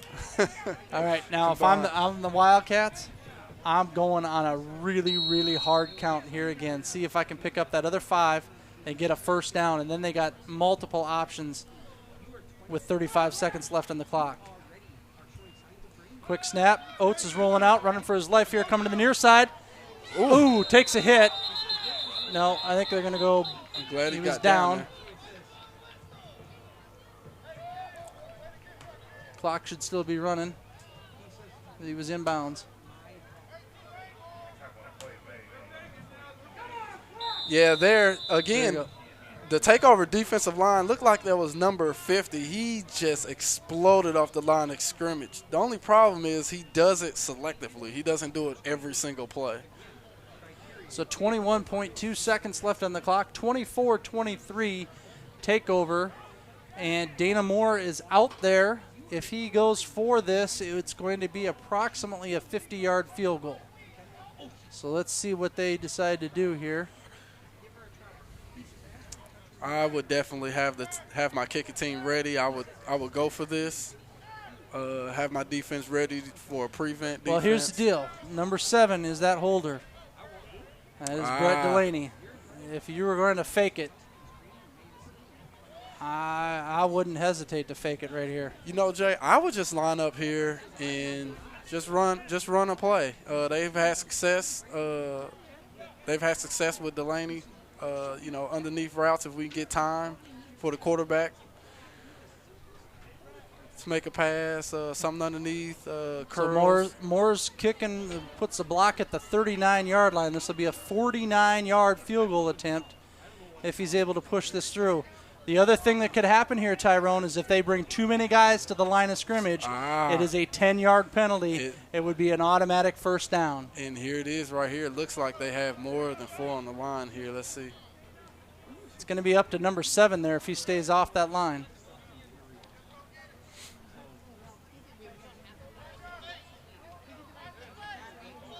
They got 4 on the line. Number 7's looking to come off that far corner, but he's got to make sure he stays off the line. Looks like he's going to. Kicks. Kick is low. And they're trying to try to return this here. He knocked it down before it went in the end zone. Ball is live, and he's got some room. He's got some room. He got one guy, Delaney. Dana Moore. No, Brett Delaney. It's Brett Delaney. Brett Delaney brings him down at the 46-yard line. But with 4.8 seconds left on the clock, Texas is just going to have one opportunity here to maybe chuck this one down the field the old Hail Mary style and see what they can do with it. So did they get the ball at that spot, or does the ball go back? Yeah, because that ball never crossed the goal line, that's essentially a free kick. Oh, okay. Or like a free kick type situation. So that is returnable.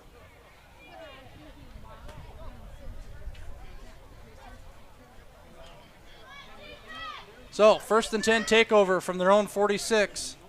Let's see if they send the masses downfield here and try and get something, a deep bomb or something along those lines.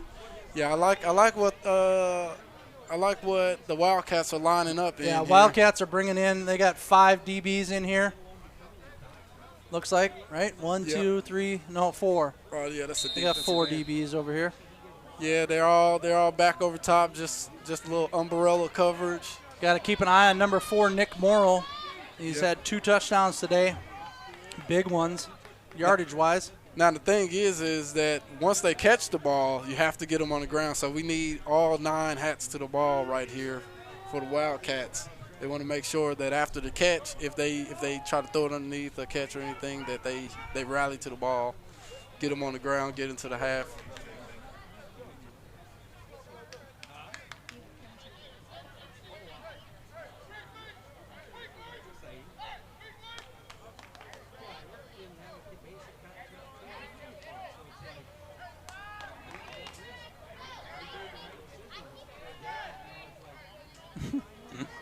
All right, Larry Williams in the takeover. Let's see if they can add to their lead here before the end of the first half.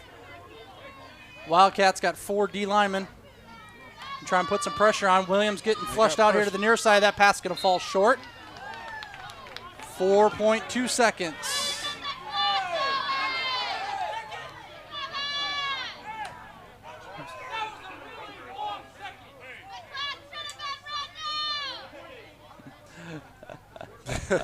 Clock operator here's getting reamed. He's a volunteer, folks. They're gonna say that was the end of the quarter. They're gonna run it off, I think. Yeah. I don't know. It's like the refs are running it off. So that's going to be halftime. 24-23 is our score. Texas Takeover on top. We'll get 15 minutes up on the clock here, and we'll be back in 15 minutes with the second half of the 2017 Mid-USA Gridiron Classic.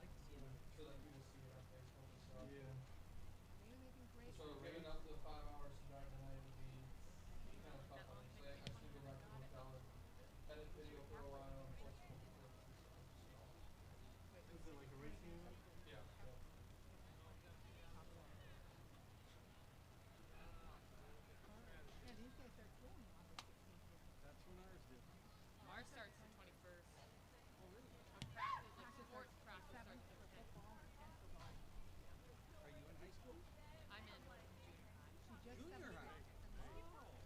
Actually, they're seventh grade this year. He's looking at far more mature. So she'll be a seventh grader and then a senior and a fourth. That one. So I got two in college. My son, our fourth child is going to be a What's he studying? Like a exercise science. Yeah. But he's also like running. I'm not too sure what he's because the first year he had to do all the sports. All high heels, like they missed me. It was all 12 credits and that was Once it. you quit Yes. college or the sports, you can focus on the academics. Yes. I can't disagree there now, but at the time it really. Right, but he had to take and then he had to do, I mean, you went every single day, and even like a Sunday from 7 o'clock to 6:30 at night.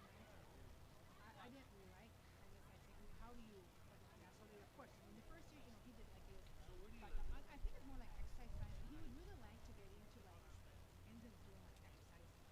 I think he could do coaching, I'm not too sure. he wants to be like a Like a trainer? a trainer. You know, I'm not too Train sure. them. He also kind of wants to work with kids with disabilities in sports. He does the Special Olympics. The first year he did it, that was fun. He did every 4 o'clock on Sunday he worked the Special Olympics when they had when they played wheelchair now. So he would go and help with that. So I'm not too sure where he's really in. He really hasn't declared anything yet. But you know what? His summer job is working for Essential with the Simon worked for that. Scouting. Actually, he saw soil soil samples. But he loved, and after that got done in July, he was landscaping for a local landscaping business. He absolutely loves landscaping. He loved it. Right? Landscaping, so I don't know. So, Well, that's what my nephew, Derek Dean, went to college up at Crookston. Really? He was a football player there. I can't remember if you followed the football. Derek Dean was on the offensive line. He was how many years ago was this? Would be 15 years ago. See, I graduated in the 60s. And you didn't follow that. Well, Derek, he had him and his best buddy were both on the offensive line. And his best buddy was German kid. And he went on to play in German pro football. And Derek actually had an offer from the World Football League also. But Derek, after playing 5 years of football, said, it's time for my training. And it's surprising. He was 6'3" and 312 pounds together. Now he's 6'3" and 325 pounds. Back to downhill skiing.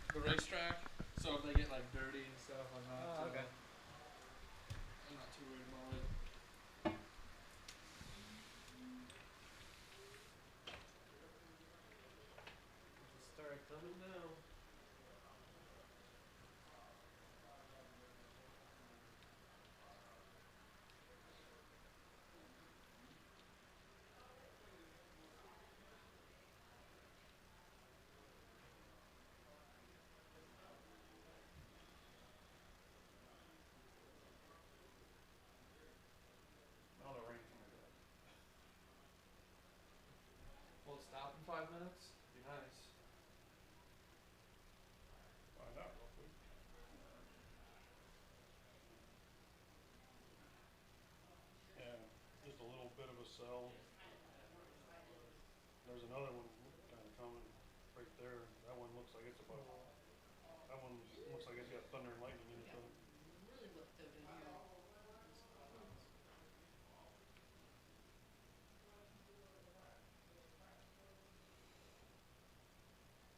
Hopefully we'll get the game in this afternoon. It's supposed to get real bad.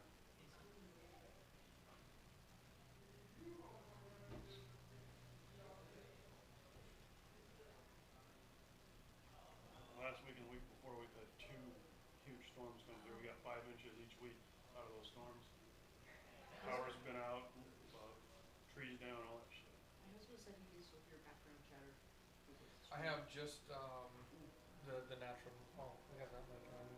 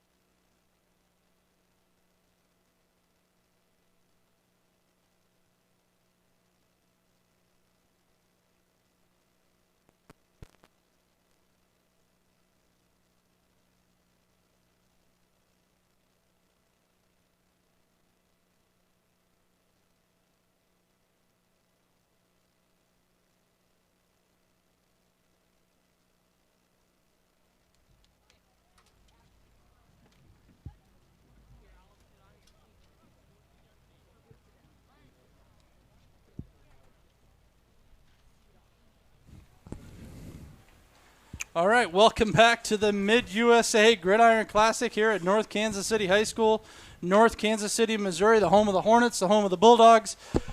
Jay, the commish Deutscher, along with Tyrone. What's your nickname? The Missile. Tyrone the Missile Groves, owner of the Kansas City Bulldogs. Score here 24-23 in favor of the Texas Takeover. We are just getting ready here shortly, about a minute left here of warm-ups to get the second half started. Should be the Takeover returning on this kickoff. Wildcats return to start the game, so should be Takeover here in the second half. And again, you can send tweets to us on the internet at hashtag Gridiron17, GRIDIRON17. So if you're watching out there in Lake Benton, Minnesota, or the Dallas-Fort Worth area, or whatever, Gridiron, here we go, Gridiron 70, go Texas Takeover from LaFleur. Travis Yaki, Lake Benton Bar supporting the Wildcats, Gridiron 17. Nice. All right. We got more there, Nate, or is that all we got so far? Here we go. Clinton Blackburn. Tyrone is right. Big 12 football is in this game. Go Frogs, TCU. He's from Kansas. I can't believe he said that. Hey. Flag football. He got him. Go Cats. Gridiron. Amber Reed. Cole Reed's wife. Now, when you in Kansas City, you got to make sure that the person is from Missouri or Kansas. I'm from Missouri. All right, so Kansas City, Missouri is the city you think of with Kansas City. You just have to say that. Be particular about that. Kansas City, Kansas came along later to confuse people. Know your history. Keep sending us those tweets. We'll put them up on the screen here during the game. Dana Moore lined up here. And back to receive for the Takeover. Looks like number 1. And number 11. Malcolm, and number 11, Gary Jones. We have a squib kick here to the near side. Bobbled. Finally fell on there by number 8, looks like. Number 6, Terrence Thompson. So it'll be 1st and 10 Takeover here from their own 36-yard line. Little squib kick. We haven't had a lot of deep kicks in this. We just had some squib kick stuff that's catching people off guard a little bit. Yeah, we have.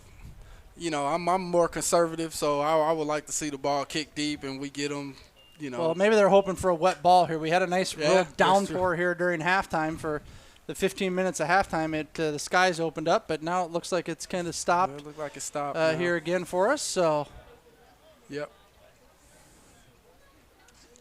Takeover, come to the line of scrimmage. 3 receivers here to the near side. 1 to the far. So the Takeover seems to have What are we waiting on? a really potent. Oh, we got somebody injured. Oh, did we get a referee injured? We got a referee injury on the field here. Oh yeah, Right down here on the near side, referee. it's like they're taping up a finger or Oh, something. no, you got a finger damaged. Ouch. Or is it the chain set? They might be working on. Oh, they're working the on chain change. set. They're working on change. A Okay. brand new chain set, and it's already broke. That's not good. Not good at all. Or my. All right. Chain set fixed. No injury for the referee, thank goodness. 1st and 10 for the Takeover. Just starting here the second half of our Mid-USA Gridiron Classic. Takeover on top, 24-23. It's been a back-and-forth game. Handoff up the middle to Godbolt. He bounces to the outside. He got a convoy. He's got a convoy, and he's going to take this one. Well, hold on. TJ Oates is closing. See if he gets him. And just misses him. So Godbolt rumbles down the field 66 yards See, for a touchdown. that kind of running back, you have to wrap him up top. You can't wrap him up down low because he's so short to the ground and he's really powerful in his legs. You just have to get him up top, grab him, and wait for your guys to come help you get him down on the ground. So from the first play from the line of scrimmage for the second half here, the Takeover get a 66-yard scramble by Devin Godbolt to make it 30-23. Here's the play on replay. Godbolt comes to the near side. Had a couple of players there to throw some blocks. Last-ditch effort there by Oates. Falls short. And now they're going to go for Now they're going to kick. They're gonna kick for they're the gonna first try a time. Field goal. so Now, if this guy can actually kick and make this field goal, I'm going to be very upset with the takeover coaching staff earlier on in the game not kicking field goals. There's no reason if you can kick them not to kick them, especially that early in the game. kick is away. That looks pretty good to me. Yeah.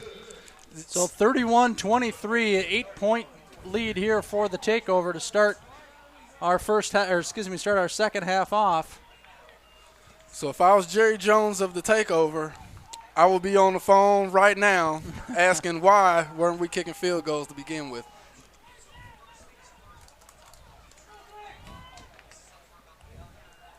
All right. The rain is a-coming. Kind of a steady rain here on the field now. See how that matters or how that affects the slickness of the football here. Godbolt putting the ball on the tee. Back deep for the Wildcats is going to be Schindler and Hansen. So I have to think with the weather getting a little messy that it would probably favor the Wildcats simply because of the style of offense that the takeover runs. Onside kick to the near side, picked up by Neeson. To the far side. Neeson grabs it. He gets about 1.5 yard return on that. Be 1st and 10 for the Wildcats from the 49-yard line of the 48-yard line of the takeover. Yeah, they're starting. That's a pretty bad play. You're kicking off the ball. Now you're starting on your side of the field. You have to force offenses to go the length of the field. Fans here on the Wildcat sideline hooting and hollering. Actually a pretty decent turnout here of fans for a game that's 6 to 8 hours away from either one of these teams. And let's see here. I think that should be on the defense. Offense should be allowed to react to that. It should be on defense Yeah, if it's high school that's right. rules. It should be on defense. We'll see what they say here.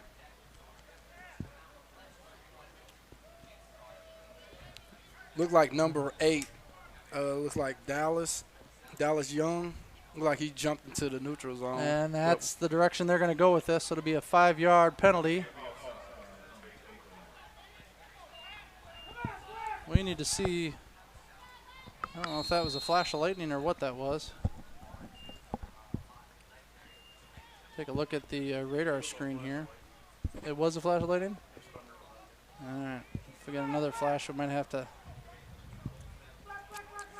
We may have a momentary delay again. Oates out of the shotgun, hands off to Neeson. Neeson wrapped up immediately by number 12, Eric McCann.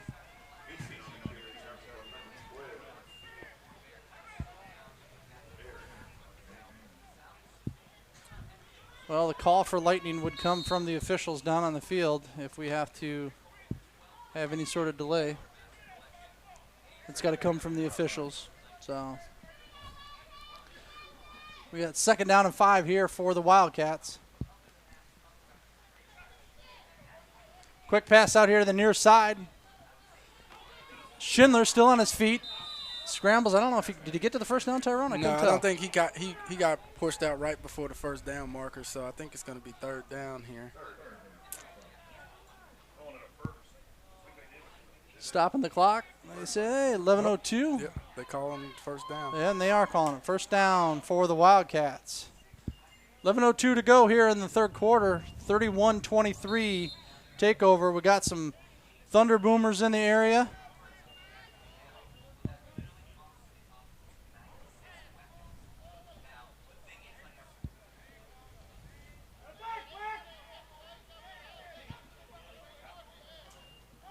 Handoff up the middle. Neeson, he breaks one tackle.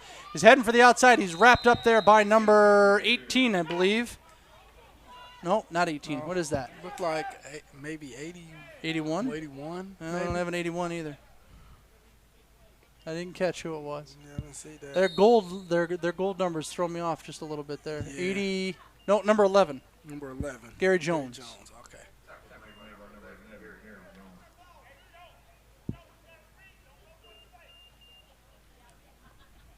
No, that looked like it was 42. There's no 42 on Out of the shotgun. Oates takes the snap. Quick pass here to the near side. Batted down there by number 12, McCann. Pass was intended for Delaney. And we are... What are we calling here? chain. Chain broke again?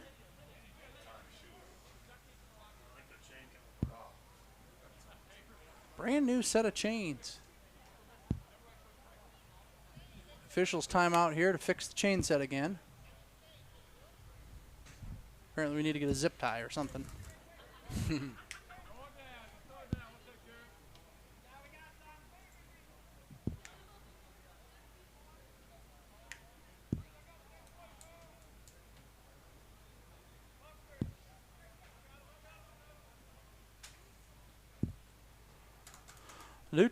Do as we fix the chain.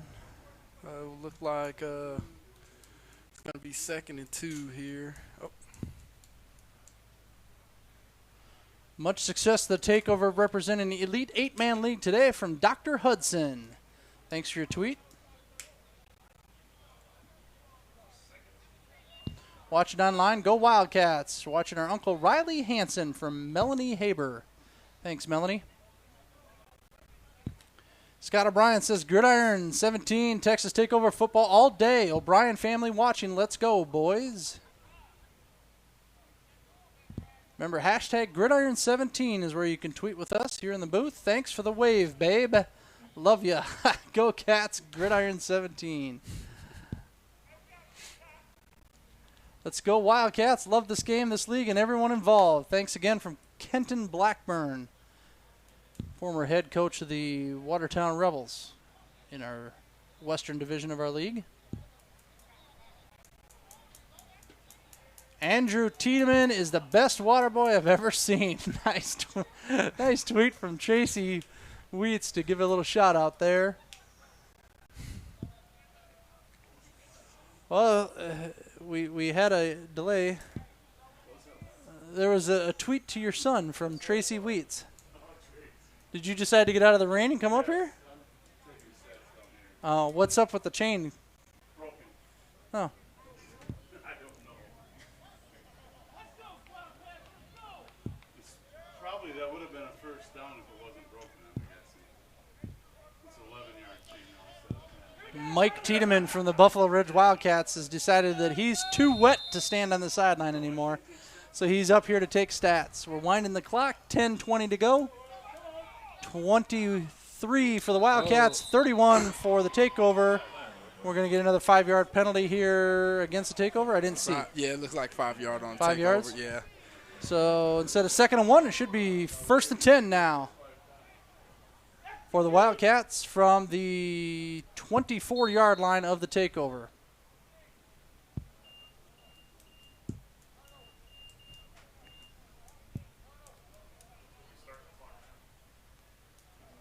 Oh, there's some lightning.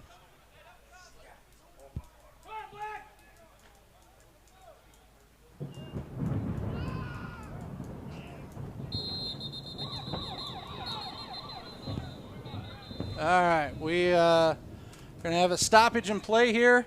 Go ahead and announce to clear the field and players return to their locker rooms. We'll have a lightning delay here, and let me check with our producer here real quick to see if we're going to stay online, but with the lightning here in the area, we are going to have a delay. Hold on 1 second. Nate, what are we gonna do? Okay. So folks that are watching online, you're going to have to, I don't know, now's a good time to go get some popcorn, take a potty break, whatever. We'll be back with you as soon as this weather clears, and we can resume the second half here of the 2017 Mid-USA Gridiron Classic.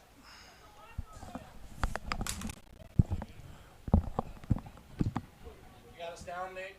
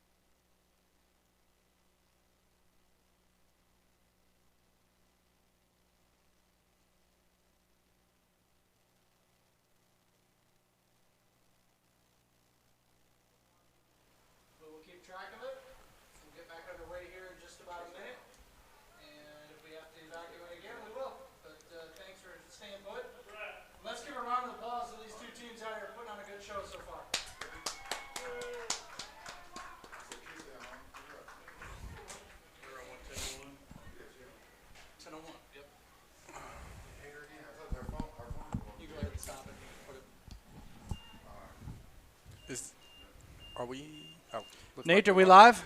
Yeah, looks like it. All right, we're back here at North Kansas City High School after a momentary storm lightning delay. Jay, the Commissioner Deutscher, along with Tyrone the Missile Groves, Hey, and Joel, the dumber older brother Deutscher. I mean, sorry, Joel. He keeps time. Yeah, he's got his finger on the button. Mom and Dad still love you though. just so the listening audience knows, my nickname comes from me playing football. So Oh, is that what it is? That's from football. Oh, Yeah, I thought not- maybe you were like a veteran or something. no, not like I'm a terrorist or anything like that. All right, Wildcats 1st and 10. Oates looks left, throws back right. It's got a receiver. No. Incomplete pass. Intended for Schindler. Brings up 2nd down and 10 for the Wildcats. Schindler has some speed out there. He does. I like. Wildcats are not lacking in the speed department, that is for sure. Oh no, I like the way he plays football. Schindler, Delaney, Hanson, just to name a few. Yeah, I like these guys. I might have a couple players, from each team that, gonna have to get the missile award. All right, Oates out of the shotgun. 2nd down and 10. And Clayton Dahl gets laid out for the 3rd time today.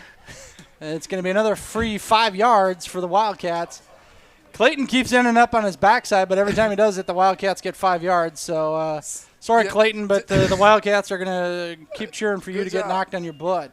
That kind of shows. I mean, right there, you can see how hard number 50 on the takeover is coming off the ball, and it's just a shame that he just doesn't do it every single time. But I guess also with them going on 2 and they're slowing them down by going on 2. So I guess that could be part of the issue too. With See if they try and go on a hard count here and get another again. Must not have crossed the line of scrimmage. Just a little foot shuffle. Hand that's off a to nice Nissen. play. Nissen's going to pick up enough for the 1st down. Finally brought down on the play there by number 52. Big linebacker for the takeover, Joe Mills on the tackle. Joe Mills. Nissen, I'm not sure. We should just go Neeson because I can remember that because Liam Neeson. Liam Neeson, Yeah, so we'll just go Neeson for the rest of the game. Yeah, number 52, Joe Mills for the takeover. It seems like he's all over the place. He's really hustling out there. So I definitely love to see a player like that. I'm a defensive player, so I love to see that. 1st and 10 Wildcats, 9:25 to go, or 9:40 to go. Clock on the screen's a little bit off of our game clock here. 31-23 takeover. Wildcats threatening here at the 12-yard line. And now we're got another penalty. This one might be against the Wildcats, though. False start. It'll back them up 5 yards. Looks like that was against number 56. Number 60, sorry. Number 60, King Ona on the infraction. King Ona is a big man. He is, I believe, a native of Somalia. And up until about 5 months ago, the boy never stepped on a football field. And here he is starting for the Wildcats Oh, wow, very at impressive. right guard. Very impressive. Oates drops back, passes to the right, pass to Schindler, caught. Schindler does a nice job and hauls it in. It looks like he might have got back to the original line of scrimmage there at the 12. Yep. So it's going to bring up 3rd down, I believe, here. Nope. Second down. 2nd down and 10. Oh, 2nd down and 11. Looks like he didn't quite get back all the way to the line of scrimmage. I don't know. They keep moving things down there. It is 2nd and 10. 2nd and 10 Wildcats. 8:40 to go. Down by 8. Threatening here at the doorstep of the takeover. Looks like the safety is creeping over. Oates looks left. Throws a fade into the corner. Oh, beautiful. Oh, And, intercepted. intercepted by the takeover. Number 2, Terrence Witherspoon on the interception. So the Wildcats had a nice drive put together there. Unfortunately, the fade pass picked off there by Witherspoon. That was a good play by the corner right there. The Wildcats try to run a smash concept where they have a guy underneath and they run the corner over top, and it looks like the cornerback on that play, he played the underneath route, then he sunk underneath the corner route the way that most coaches would teach you to do. So that was a good play by the corner, number 2, Witherspoon. Terrence Yep. Witherspoon. 8:23 to go. Is somebody car alarm going off, or what is that all about? I hear honking Yep, and like all kinds someone's of honking. over there. Yeah, somebody's trying to get someone's attention. Somebody in their pickup. It'd be nice if they'd shut their pickup off. Huh. So the Wildcats really need to get a stop right here. Yeah, it's time for the Wildcats defense here to make a play. So it looks like they're gonna try to solve this problem by manning up here. Williams drops Oh, back, they pass got a over man the wide open down the middle right of the field. open. Oh my goodness! And it looks like he's gonna get ran down. Maybe I don't know if he's gonna have enough juice. And No, he it doesn't make the end zone, but a second offensive play here in the second half for the Takeover results in the second big play. The first one resulted in a 66-yard touchdown, and that one just resulted in a 45 plus 30 be 75 plus another 8, so 83-yard pass there to number 3, Corey Moss. So it looked like on the replay that there was just no deep safety. It looked like they were trying to man up, and it looks like one of the backers thought he had help in the middle of the field over top and just let him run right down the seam. So ball marked at the 4-yard line. First So- and goal for the Takeover. So it looks like they're trying to go man here, and then they're going to use the other 5 guys to stop the run. Hand off to Godbolt. He's going to try and bounce it to the outside. They got to get a body on him. And cuts it back inside for the TD. Yeah, they have to get a body on him. I see a lot of people diving at legs and trying to arm tackle. They're just not going to bring him down. So 7:49 to go here in the second half. In the third quarter, Texas Takeover put another 6 on the board, make it 37-23 with the extra point attempt coming up. Yeah, so looking at the replay here, Godbolt, he's just too powerful down low for arm tackles. You have to get a body on him. They have to get a body on him. And sometimes on defensive, if you got a guy that loves contact and he gets a good shot on him, sometimes that'll slow backs like that down a little bit, and they think twice before they just start running all over the place. But right now, he's presenting a problem that looks like the Wildcats, they just haven't been able to crack that nut just yet. And it's extra blocked. point kick is blocked, and it is dead. They don't dead. get to pick it up and advance it. It is dead. So with 7:46 to go here in the third quarter, Takeover 37, Wildcats 23, 14-point lead. Wildcats still very much in this game, and going to look to make some noise here on the kickoff return.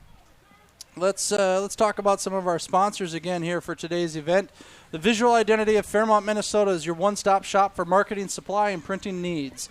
TVIV offers decorated apparel to include screen printing, embroidery, and sublimation for your team, group, or organization. TVIV also offers graphic design services for things like signs, banners, business cards, paper-printed products, promotional products, and more. Shipping anywhere in the world, contact TVIV today at 507-238-9793 or online at tvivmn.com and our Facebook page. Nothing is impossible with a great identity. Thanks to TVIV for sponsoring the trainer and the championship and MVP trophies.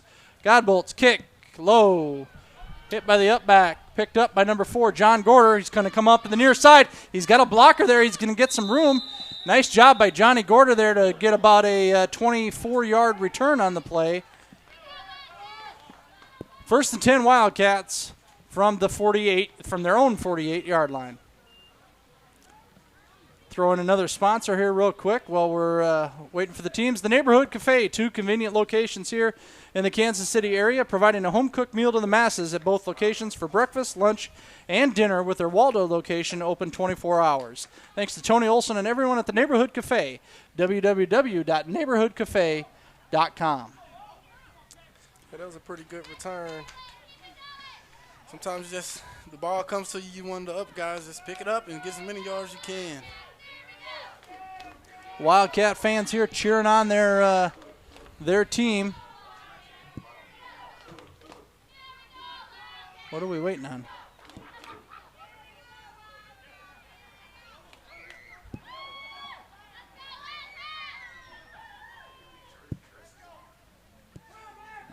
Some sort of delay here again. I'm not sure if it was the chains again or what, but nonetheless, we're good to go.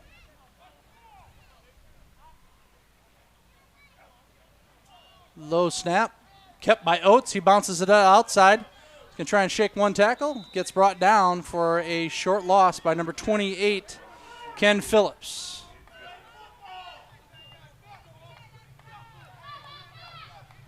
Be second down and 11 for the. Well, they gave him forward progress back to the line of scrimmage. So second and 10 for the Wildcats, with 7:11 to go here in the third quarter.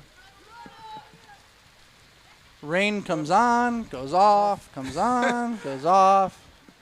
It's a Jekyll and Hyde kind of day here with the weather today.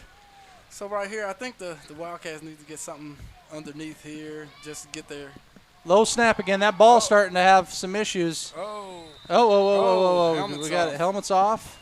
He's going to have to come out of the game for a play. I think his helmet came off after they blew the whistle, so I think he should be good. No, in our league, our rules are if the helmet comes off at all during the play, he's got to come out for a play. Oh, okay. So, but in the Wildcats case, 1 and 1A are the Oates boys. So that means TJ Oates, who led the team in the SPFL championship game, won the MVP at quarterback. David was gone on a family function for a wedding on his wife's side, and TJ stepped in, threw 5 touchdown passes. Wow. I think he ran a couple in. He had a great game in our championship. So TJ scrambles the outside, evades a tackler, throws a pass downfield, and incomplete. Could have been close. So that was third, or is now third? It's going to be 4th down and 20 here for the Wildcats. Look like we have a flag here. It might be a flag for late hitting. That could be an automatic first down then, couldn't it? Yes, it is. And that's exactly what it is. It's a first down. So was it roughing the passer? Is that what they called? I believe it was. I believe someone hit the. Someone hit TJ on the sideline there, a late hit. Yeah, Texas takeover. They're definitely not doing themselves service by giving up plays like that when you already had the play made.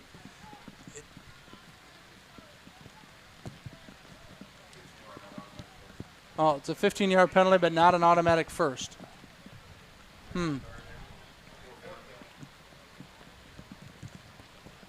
know. We'll see what they find. What they mark this off here. So if that happened during the play, it should still be third down. Well, whatever it is, it's going to be. They need 6 yards. So it's either 3rd and 6 or 4th and 6. Let's see what they go. They're going 3rd and 6 here. Well, 2 things there. Now you can get your quarterback back in. You can get your quarterback that's hot, that's ready, that's been playing. Yep. And you only have 6 yards now. So David Oates back in at quarterback. Drops back to pass, and he's going to get sacked in the backfield. Takeover. Sack by number 91, Chris Atchison Lee on the sack for the takeover. Brings up 4th down and 12 here for the Wildcats.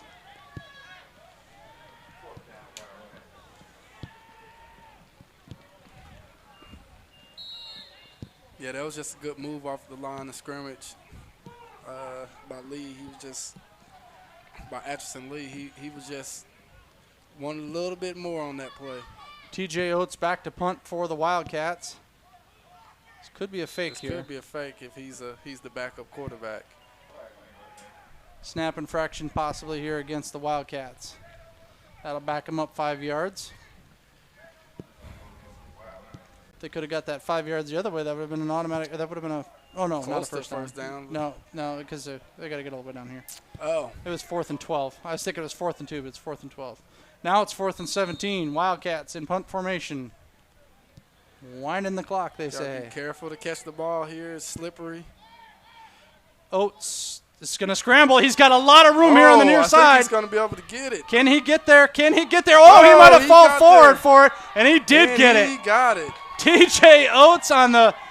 I don't know if that was designed, but It looked like a missed snap. Let's see on the replay here, but it looked like a missed snap. Oates brings it to the near side and is able to lunge forward here. I'm going to guess the folks at the Lake Benton Municipal Bar probably just erupted. And 1st and 10 for the Wildcats from the takeover 41. Yeah, so it looked like the snap just came up short, and Oates just came up and just snagged it out of the air, and his momentum was already going forward, so he just said, hey, I'm just going to take it, see what I can get. Number 7, Brett Delaney there throws a block that helped him get that extra 3 yards he needed upon contact. Plays like that are really demoralizing when it happens to you. So what the Texas Takeover need to do right now is just say, hey, let's just buckle down, play football. Oh, fumble. All right, fumble on the play, recovered by Oates. It is getting wet out there. That ball is slippery. Yeah. No doubt about it. 2nd down and 13 for the Wildcats. Seeing that, Jay, I'm going to be kind of interested to see what the Texas Takeover is going to look like when they have the ball again on offense. The ball's being that slippery. It's just because of the type of offense Well, they the Takeover's offense has been on fire here in the second half with 2 possessions and 2 touchdowns. Without wet on ball. 2 plays. Well, yeah. So their ball isn't getting wet enough because they're not out there long enough. Quick pass here to the near side. That's Delaney. Met right away. Delaney stretches forward. Picks up about 4 yards on the play. I'll bring up 3rd down and 9 for the Wildcats.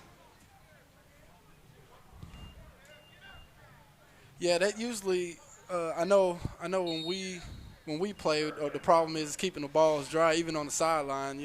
Like I said, at this level, we're not in the NFL. We don't have, things to put the balls in to keep them dry. So you got to do what you can. So it looks like it's starting to. We got to call the Maytag man and get a dryer on the sideline. Yeah. Oates out of the shotgun. Good snap. He's going to Oh, scramble. He's got a lot of room. He's got a blocker out in front of him. Let's see how far he makes it. He gets to the 25. And I think we got a player and a referee got wiped out. Stop the clock, they say. With 3:25, we're going to have an injury timeout here as they're going to check on the official and the player. Let's see that replay, see if we can see who that was. And it looks like it was the side judge over there. Nate's probably queuing up the replay here for us. MidwestSportsTV.com coming to you from North Kansas City, Missouri. So There's our replay here. So defensive end comes inside, and he decides to just take off outside. Referee. Looks like he leg whipped. Referee looks like not only did he got leg whipped there, but he looks like he might have smacked the back of his head on the ground there too. Yeah. So it looks the like referee's, I think, back on his feet though. Right? Yeah, he's back on his feet. Player they're still attending to over there. Was that their free? Was that? No, that wasn't the free save. What player is that? That number 11, I believe. I see him. He's over there. He's limping down the sideline there, I think. All right. I think Well, that- we'll get back to I action believe here that in was just Gary, a second. I believe that was number 11, Gary Jones. And he's going to take a seat on the bench. All right, let's talk about some of our sponsors here real quick in this break. Cavalier Coach is a family-owned business that's out of the southern Minnesota town of Leroy. Runs 200 school buses in the Owatonna, Elberly, Medford, and St. Louis Park, Minnesota area, as well as Mason City, Iowa. They also have local transportation contracts in St. George and Bryan Head, Utah, and Mesquite, Nevada. Nice complement to their school bus business is the 18 luxury motor coaches operated under the Cavalier Coaches nameplate. Cavalier Coaches serves customers in southern Minnesota, northern Iowa, southern Utah, with terminals in Owatonna, Elberly, Mason City, and Mesquite. A variety of coaches ranging in size from a 31-passenger mini coach all the way to our 47 and 55-passenger full-size coaches. All coaches are equipped with restrooms and DVD systems, and thanks to Cavalier Coaches for their support of our event. Check them out online at ridecavaliercoaches.com. So, 1st and 10, Wildcats. Oates fakes left. He's going to keep it. He's going to go up the middle. Breaks the tackle. He's got a blocker out in front of him. He's going to get some yards here. And falls forward to approximately the 12-yard line. Should be enough for a Wildcats first down here. 3:14 to go in the third quarter. Wildcats 23 take over 37. Wildcats threatening again here. So it looks like Oates is doing a really good job. In the pocket breaks down. He just takes off. He just tucks the ball and just goes. He's pretty nifty on his feet also. So Yeah, it should be started. They're back underway.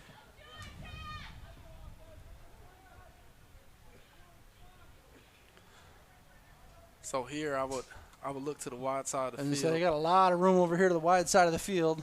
See if Oates looks for Delaney. Quick pass behind number 81, David Bohr. Falls incomplete. Be second down and 10 for the Wildcats. They got enough room, though. They can still get a first down on this drive yet, too. Yep. As they're just Looks like the 2-yard line. right at the 12-yard line is where they're spotted at here. So about the 2-yard line, they could get a first down. Looks like the Texas Takeover switched out their corner on their left side. Well, I think that other corner was probably the number 11, Gary Jones, that got hurt on that play with the referee. So, yeah, they maybe the Wildcats here recognize that and are going to try and take advantage of it. Snap to Oates. Oates is going to roll right. He's got some room. He got a guy wide He's open. got a guy wide open there. And that is, I don't see who that was. That was number TJ Oates 5. on the reception. Yeah. So Oates to Oates. Good for about a 7-yard gain. They'll bring up third down and 3 from the 6-yard line. So Wildcats need to get, it looks like to me, they need to get to the 2-yard line.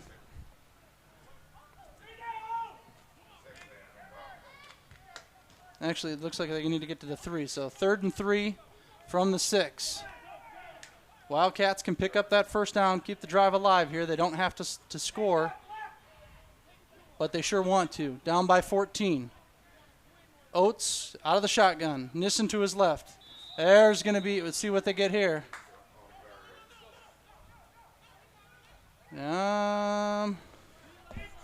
This would be interesting. We had in the middle. We had movement. On They had the movement in the defense. middle, but the corner on the far side was calling for a Yeah. movement by the Wildcats. Looks like number 6, the receiver on the far side. He also moved also. So we'll see. The refs are going to talk about it.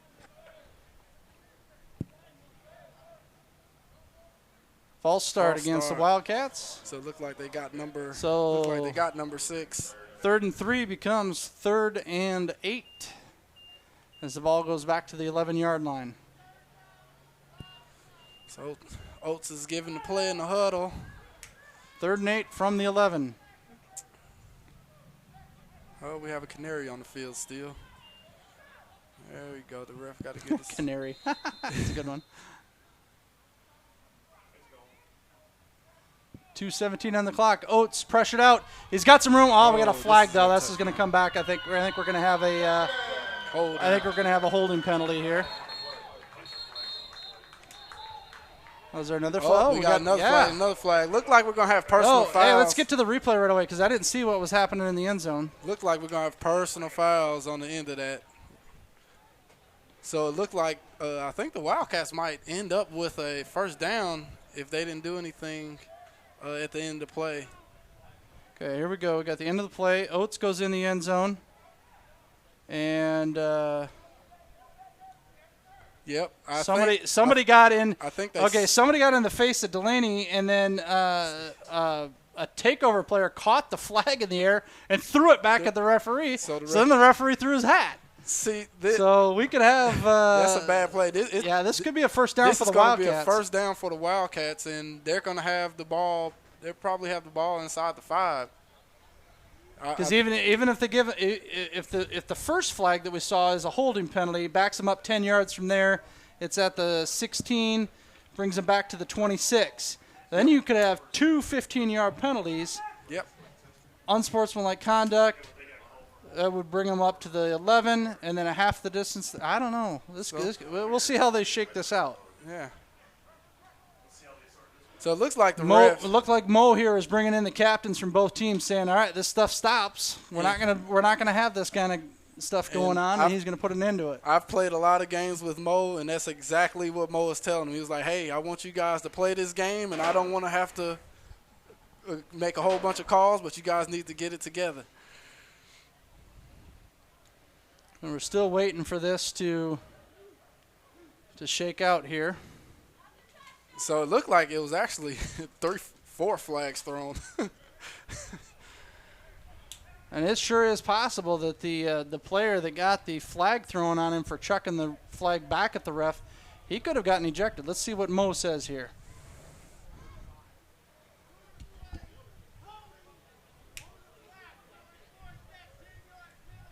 Holding against the Wildcats.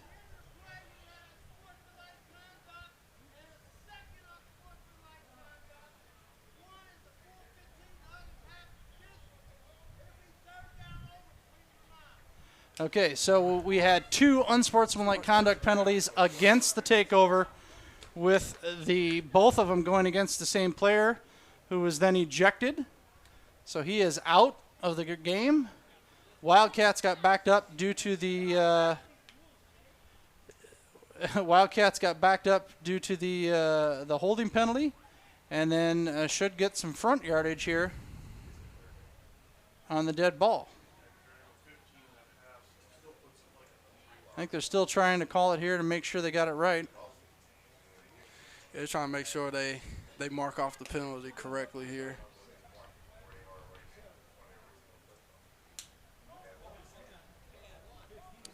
So if I'm the coaching staff for the takeover and my players are doing stuff like that, this game is nowhere near over. No. This is a championship game. You're playing a quality opponent. You have to keep your cool and you have to just play football.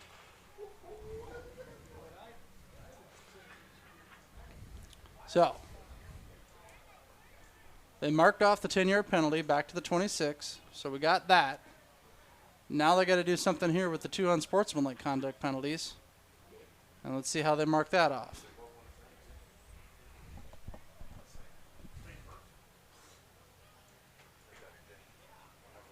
All right, the refs, they speed this up. Look like they're talking to a captain.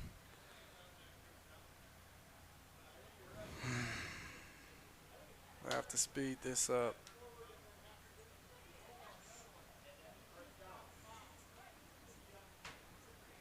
So they're marking off the first one. I think the next one is going to be half the distance to the goal. Or no, I guess it was 2. And so a personal foul, is that automatic first down after the play if you have a personal foul after the play? You got me buffalo I on that one. think that is a personal foul after the play is automatic first down. And it looks like they are going So they gave him 5 to 10. He's at the 26. They're now at the 13. So they went half the distance to the goal, but there was 2 penalties. So how do they not go half the distance and then half the distance again? Huh. Boy, I'm confused. Yeah, I'm pretty confused myself.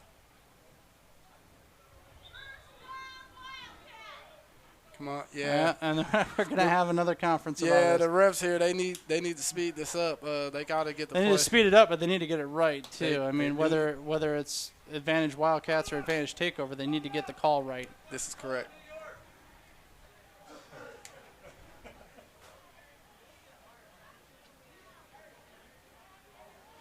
Well, while they're trying to figure out what they're doing, we're going to talk about some more sponsors. Kinner and Company Ltd. with offices in Brookings, South Dakota, Marshall, Pipestone, Tracy, Minnesota, Lake Benton, and Wabasso, Minnesota, as well as Elkton, South Dakota, and Flanders, South Dakota, where taxes can be complicated, but not at Kinner and Company.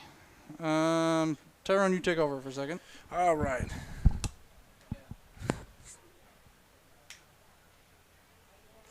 So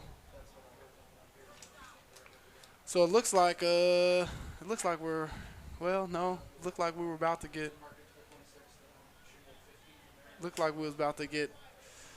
underway, but I guess not.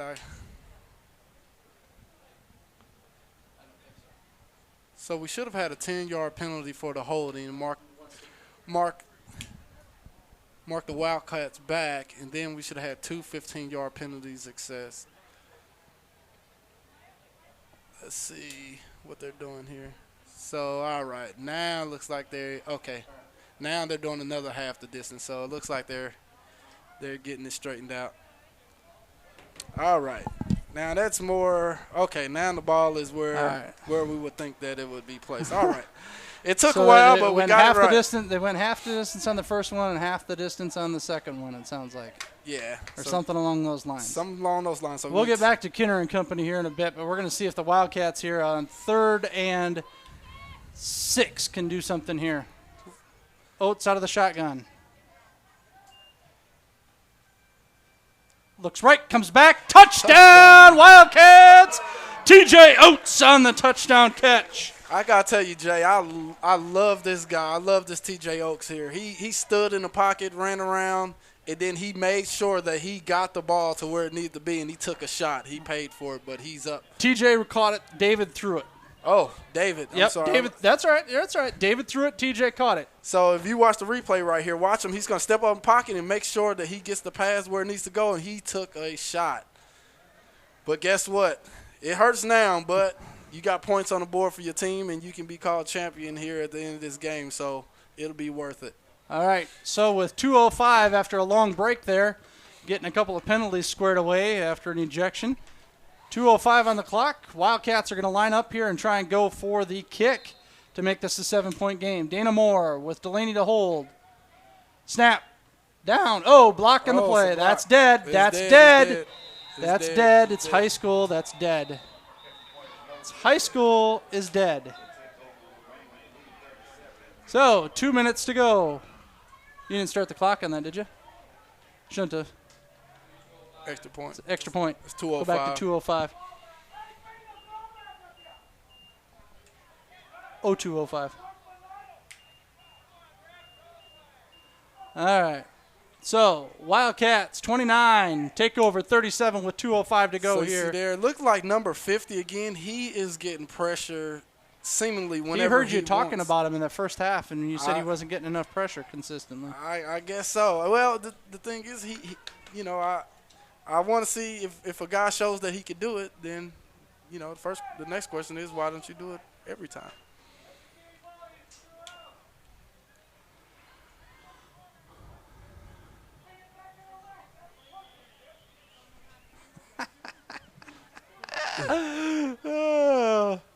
Fans are getting involved in the game. They're letting everybody know they're still here, and that's all right. There's nothing wrong with that. We got a good turnout. I'd say we probably got about, I don't know, what do you think, 50, 60 fans maybe? Yeah. Somewhere in Yeah, that neighborhood? Somewhere in that neighborhood, yeah. Even the takeover, they've got a nice half dozen over there. Yeah, especially, you know, for them being 8 hours away and the Wildcats being 6 hours away. This is definitely a good traveling fan base. 4-3-2 is the lineup here for the takeover with number 1, Donta Malcolm, and number 4, Corey Moss back to receive for them. Or excuse me, number 4, Nick Morrow. Dana Moore to kick here for the Wildcats. 37-29 is our score with 2:05 to go here in the third quarter. Takeover on top. And we'll watch for onside kicks here. Wildcats been very successful, as we've said plenty of times before, on special teams, so maybe they can make something happen here. Dana Moore's kick goes wide left. Wide left. And out of bounds. It'll be 1st and 10 for the takeover At the 35. from their own 35. Some more sponsors. Let's get back to Kinner and Company here because we got interrupted. Taxes can be complicated, but not at Kinner and Company. Kinner and Company provides full-service tax preparation along with computerized bookkeeping using QuickBooks products. Payroll services, including state and federal employment and unemployment taxation. Kinner and Company staff is dedicated to providing the clients with quality, timely service. They continue to serve their existing clients and welcome any new clients who desire better performance for all their tax and accounting needs. Please call today for an appointment, 1-800-692-2515. Kinner and Company, they are results accountants and tax advisors. Thanks for your support of the Mid-USA Gridiron Classic team, the Buffalo Ridge Wildcats. www.kinner.co. So, Jay, Timeout by the Wildcats. Jay, I'm very interested to see what the Wildcats are going to come out in. They've been having a little trouble trying to keep a hold of the Texas the Texas defense, the Texas takeover offense. So I'm very interested to see what they come out. Well, this is only the third possession in the second half for the takeover. First possession was a 66-yard touchdown run. Second possession was an 83-yard pass, followed up by a 3-yard scamper. And so they've only ran 3 plays here in the second half. And the Wildcats definitely got a little bit of momentum back here now with that score. Mm-hmm. Now they need to see if they can capitalize on that and get a defensive turnover here. Defensive turnover with a touchdown. Pick 6 would change the complexity of this game immensely. So I kind of like what they're doing right here, the way they're lined up. Look like they're playing the zone. Williams looking downfield. Reception, pass intended for number 15, Roderick Brown. Tackled on the play by Delaney. Be a 15, 23-yard pass and catch. Be 1st and 10 for the takeover from the Wildcat 42. 37-29 with 1:50 to go here in the third quarter. Takeover on top. Williams looks left. Quick pass to the guy on the left here. Number 24. He spins. Still on his feet. That is number 24, who is not. Is that 24? It's got to be 24. 24. Yeah, I don't know who he is. We don't have a 24 on the roster here. So. Or there might be 21 also. 21 says Haley. There's no 21 either. Yeah, there's no 21. Yeah, those numbers are really hard to see. Some of the numbers are hard to see up here. Williams out of the shotgun. Fakes the handoff to Godbolt. He's got a guy wide open. We got a flag in the play, so this is going to be an interception here for the Wildcats. Flag in the play, I think, is going to be a holding. This should be Wildcats ball. First and 10 from their own 5. I'm taking it. They don't want the flag, Jay. I'm gonna guess they're gonna turn down the flag on that one. Brett Delaney making a statement here and getting the first turnover of the day for the Wildcats. Yeah, I think that was. Actually, it was the second one. They had a fumble recovery earlier, didn't they? Yeah. Was that Oates? Was that Oates? No, it was Delaney. It was on that. Delaney. It was Delaney. Yep. Okay. It was Delaney coming up right here with the ball. Yeah, there he is. Yeah, it's Delaney. So he's definitely a player. I mean, normally the way it works out in football is no matter what side of the ball on, if you're a football player, you're going to figure out ways to make plays. You're a playmaker. Reportedly at halftime, we had 500 different viewers, 500-plus different viewers watching us either on MWSportsTV.com or on our Facebook pages. So thanks to all you viewers that have tuned in, whether you're tuning in from the SPFL side of things or the Elite 8-man side of things. And it's been a great day here. The weather hasn't really cooperated entirely, but for the most part, it's been a great day, and it's been a great football game. And we still got a whole quarter plus 1:05 to go yet before this thing is over. That makes me sad. Tear come down my eye. I just love football. I could do this all day. Oates, just outside of the end zone. Low snap. He's going to keep it himself, and he's got, makes 2 guys miss. Still on his feet. Gets ping-pong down the field a little bit, or pinball down the field a little bit. And it's going to be enough for first down. Wildcat first down, 1st and 10 now from their own 11. It seems like when the Wildcat offense gets rolling. Start the clock. When the Wildcats offense get rolling, they look really good. It looks like they are just almost unstoppable. Right here. 48.3 to go on the clock for the Wildcats here in the third quarter. Down by 8. David Oates out of the shotgun. Neeson to his right. Looking downfield.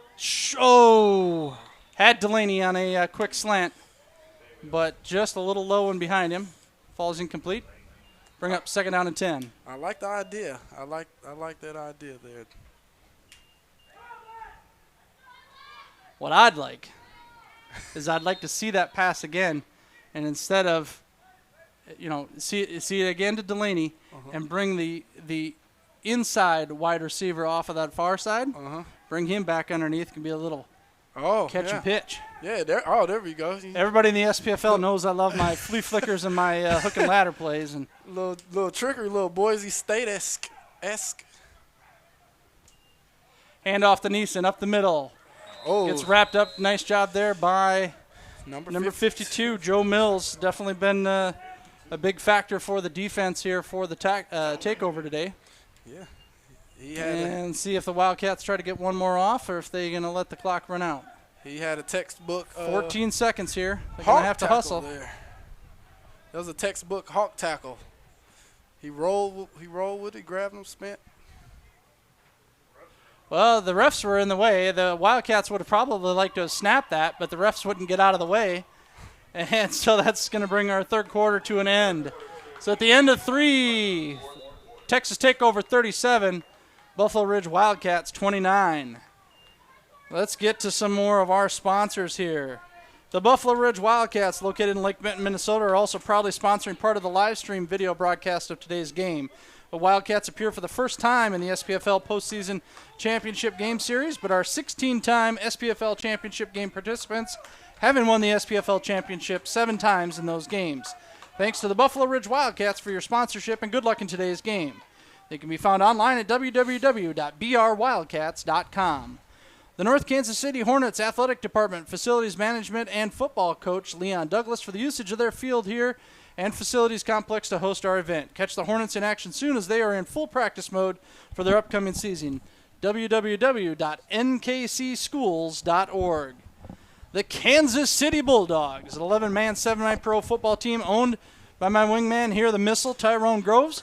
The Bulldogs play in the Midwest Football Alliance with teams out of Missouri, Iowa, and Nebraska. The Bulldogs call North Kansas City High School Field their home field here during the season. Special thanks to Tyrone and some of the other Bulldog players helping us out on and off the field here today. Find out more info about the Kansas City Bulldogs on their Facebook page. All right, we got 1 quarter left, 12 minutes to decide this game. Wildcats, 3rd and 9. Oates in the backfield, trying to break free, gets knocked down. It's going to be a sack on the play, probably attributed to, I'm going to say probably Joe Mills there. I think Joe Mills was probably the last guy that kind of knocked him as he was trying to escape. So that's going to bring up fourth down, and let's see, they got to get to the 27, and the ball is on the 13, so it looked like we... Oh, no, ball's on the 7. So 4th down and 20. So let me see if they... Doesn't look like they have a punt situation going on. Well, they've had that quick punt here they earlier go. today, so it looks like that's exactly what they're going to do. They're going to have David Oates punt hopefully the ball. David Oates here can get a little bit higher and more distance on the kick. Last time, I don't know if I got blocked at the line there or what, but it didn't get very far. Now they got to make sure they recover this because All right, number nice 4 end over end kick coming down here to Morrow. Morrow bobbles it, and he gets taken down. Number 6. That is Rolando Ramos on the tackle. That's a beautiful play by Ramos because when Morris gets going, he can really take it away. So 1st and 10 for the takeover here from the Wildcat 48-yard line. Wildcat defense came up with a turnover on the last one. Here we got the replay. Morrow catches it at about the 45 and makes a move and then just kind of loses his balance there, falls forward to the 47. Excuse me, to the 48, but on the other side of the field. So 5, 6, 7-yard return for Morrow on the play. And you're right, he's a missile. He is a missile. He's had some speed and some sticky fingers out here tonight. Yes, indeed. He's one of those players that's really shifty in open space. It's a nightmare to see him, look up and see him, and you don't have any help. Takeover, 3 wide receivers to the far side, 1 to the near side. Guy coming in motion here to the near side. Williams, hands off up the middle to Godblood. Oh, he's trying to bounce around. Bouncing around. Finally brought down on the play. Delaney on the tackle. It's going to be about a 6-yard gain to bring up 2nd down and 4 for the takeover. Yeah, Godblood showed a lot of patience right there. It looked like everything was just breaking down around him, and he just found the way to make some yards. Definitely have to game tackle him if you're the Wildcats. Williams out of the shotgun. Handoff again. They're going to keep it on the ground. Godbolt this time gets to the 40. Brought down on the play there by Reed and Stahl. Brings up 2nd down and 2. No, it should be 3rd down and 2. Should be 3rd down. Should be 3rd down and 2.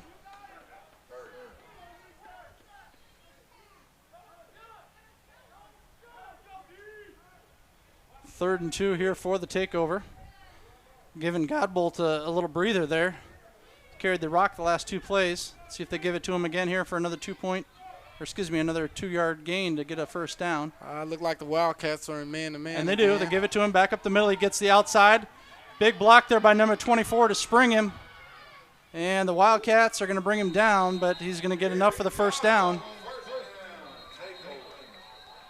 And we got an injured player on the play.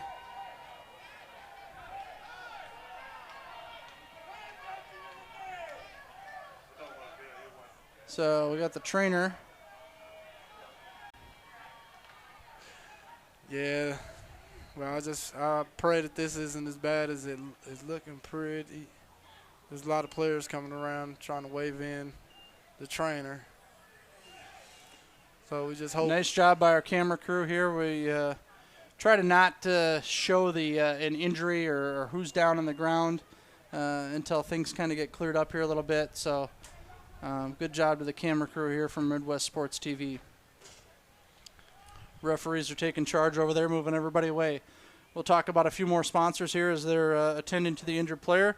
Neighborhood Cafe with 2 convenient locations in the Kansas City area, providing a home-cooked meal to the masses at both locations for breakfast, lunch, and dinner, with their Waldo location open 24 hours. Thanks to Tony Olson and everyone at the Neighborhood Cafe, www.neighborhoodcafe.com. The Golden Corral in Independence, Missouri, for the great hospitality shown and a great meal served. We'd like to thank them. They are a national chain providing lunch and dinner buffet style. Thanks to the crew at the Golden Corral for your efforts to our event. Jack Stack Barbecue is one of Casey's finest barbecue chains, with multiple locations ranking many in the top 10 in all of Kansas City. Jack Stack Barbecue is proud to be the post-game and probably best post-game meal provider, catering to the team's hotel after the game. Book your next event and catering with Jack Stack Barbecue. They can be found online at www.jackstackbarbecue.com. Adams Mark Hotel and Conference Center, located in Kansas City, right across from the home of the Kansas City Royals and Kansas City Chiefs. Attached to their property is the Coco Key Water Park.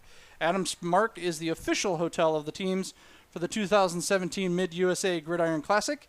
And thanks for being great hosts with a great hotel and killer amenities. Found online at www.adamsmarkkc.com. The guy out there right now is getting his work in, making his money. Mr. James Stephen, our trainer, event official trainer for the game here today. Thanks for taping and keeping both teams ready and prepared for our game throughout the game. And now he's going to have to do a little extra work here as they carry off the injured Wildcat player. I believe it's number 48, Derek Skirl, is who is injured there for the Wildcats. So we hope he is okay. The Southern Plains Football League is the Upper Midwest premier amateur 9-man adult tackle football league with 10 teams spread across 3 states. We boast an 8-game regular season, 2 playoff rounds, a championship weekend that includes the SPFL Championship and the SPFL Stars vs. Stripe All-Star Game. Additionally, the SPFL is the founding partner in a postseason championship game held annually with another league for a national championship level game. The SPFL can be found on Facebook and online at www.myspfl.com. Midwest Sports TV, Minnesota-based live web stream videography company specializing in all sports and racing across South and Central Minnesota, Eastern South Dakota, and Northern Iowa. We are happy to have Midwest Sports TV bringing you today's game here in North Kansas City, live over the internet. Don't forget to tweet us using the hashtag Gridiron17. DSPM Printing for being a sponsor for the Texas Takeover and their travel and efforts to make today's game. Contact DSPM for your decorated apparel, promotional products, and printing needs by calling 817-688-0900. Also, can be found online at www.dsmprinting.com. And I can get one more in, it looks like, here before we're back to play. Centex Coating, a Dallas-Fort Worth area roofing and construction company. If you've had storm damage or you're just looking to replace old with new, call Centex Coating today. Contact them for your construction needs by calling 469-766-0063. And we are ready to get back to action here with the takeover, 1st and 10 from the Wildcats' 17-yard line. So it looks like what the Wildcats are doing, and they're just manning up in order to be able to stop. And, interception is in and out of the hands of Rolando Ramos, and I guarantee you he wants that one back. Because I think Rolando had, we're going to see, hopefully Nate can pull up the replay, but I think Rolando catches that and brings that in. He might go to the house. He might go to the house. Yeah, it looks like what they're doing is they're just manning up, and they're leaving everyone else in the box to stop the Here run. we go on the replay. Ramos is going to come in from he the top made of the screen. Oh, yeah, Ramos, he catches that, he's gone. He made a great There on was the play. no white bodies in front of him, white jerseys in front of him, and he could have gone the way. He made a great play on the ball there. The thing is if the Wildcats could get the takeover in situations like that where they have to throw a little further intermediate routes downfield, I think they have the advantage. And handoff up the middle to Godbolt, There and you he go. gets wrapped up right away by Gomez. And There might be a loss of a couple of yards. let's see, who was all in on the tackle there? Enrique Gomez was in there, and I'm not sure who the other guy was. But anyways, loss on the play of a yard brings up 3rd and 11 here for the takeover. See what the takeover do here. So here, if I was the Wildcats, I'll play the sticks. Playing man. Play set the sticks, but sticks. they're going to go to the far near corner of Cameron White, and White is going to catch they it. made the catch. And it does a little dance move, which I'll be honest, in our league that gets you a penalty. Yeah. But 1st down and goal from the 1-yard line. Yeah, that's the thing we're going. That's the thing. I see right there. Now what do we got here?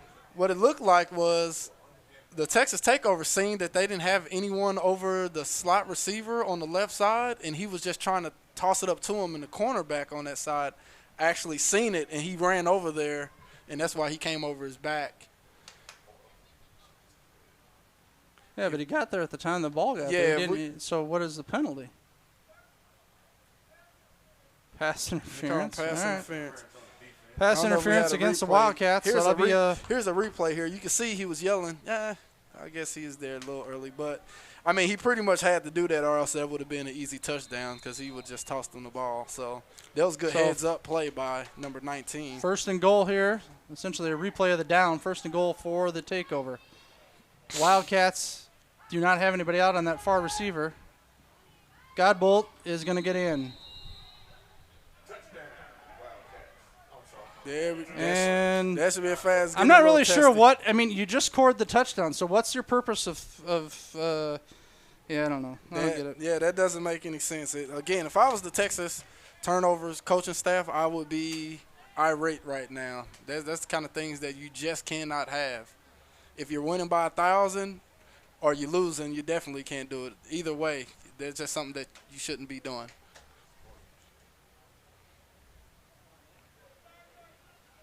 Yeah, that's just uncalled for.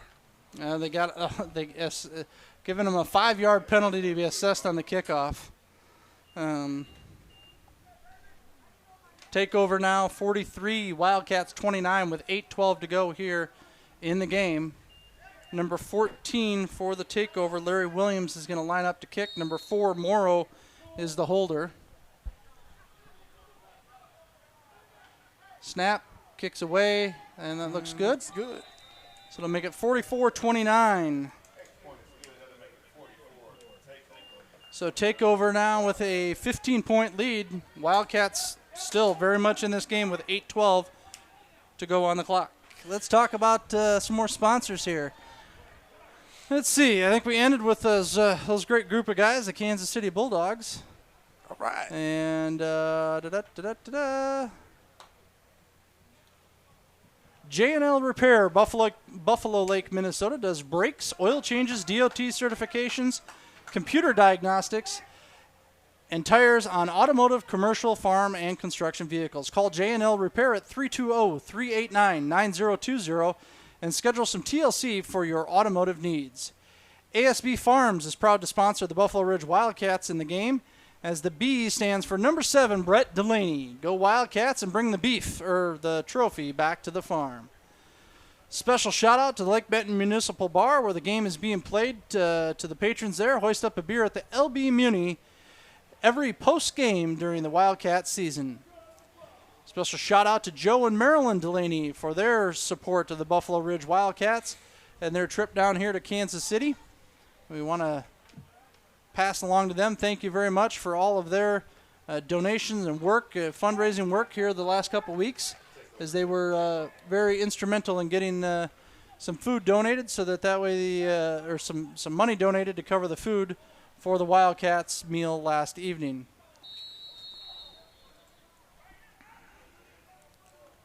And they're going to hold the key. No, ball falls off the tee. Now we're going to put it back on the tee.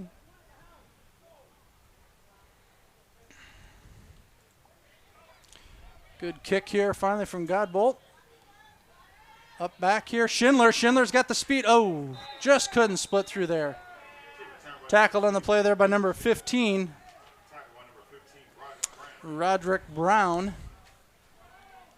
Yeah, first and 10 for the Wildcats at their own 46-yard line. So the Wildcats here, if the Wildcats can go down and score right here, and probably see how long it takes. They need to get a score fairly quickly here. Well, the Wildcats, if they can score quick and then get a defensive stop, that could put them in the driver's seat here, going especially down by 15. They need a 2-point, double 2-point in order to win. Snap to Oates. Oates looks to the near side here. That's David Bohr. So Bohr's tackled on the play there. That's a good first start. Number 10 on the play, on the tackle, Corey Solney, for the takeover. So what we have to do is, if the takeover is playing not to lose the game, you can take the underneath like that all the way downfield. 2nd down and 10. Ball marked at the takeover 46-yard line.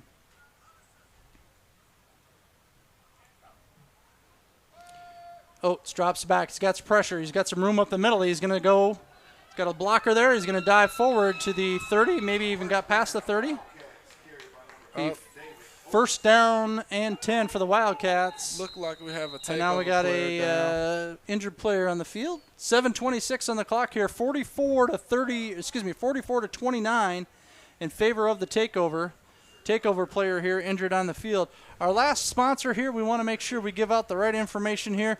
Keel Heating and Cooling. Sales, installation, service on furnaces, air conditioning, heat pumps, water heaters, and residential, commercial, farm work, new construction, remodels, additions. They do it all at Keel Heating and Cooling. You can reach them at 507-215-5478. So Jamie, Brad, and the whole gang, Bert, they didn't make the trip down here to Kansas City, and I'm guessing they're probably wishing they had.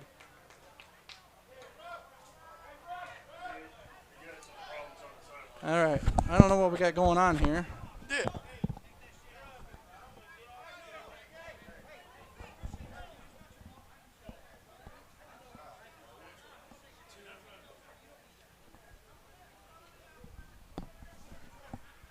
So, if you want to go check on it, go ahead, Tyrone. I don't know what we got going on. Maybe you can calm the masses there. Well, it looks like they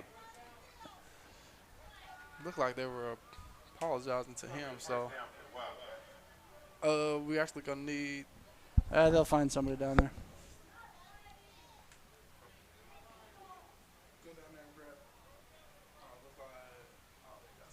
Yeah, they got somebody.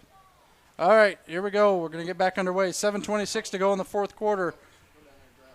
44-29. Wildcats, 1st and 10 from the 31-yard line.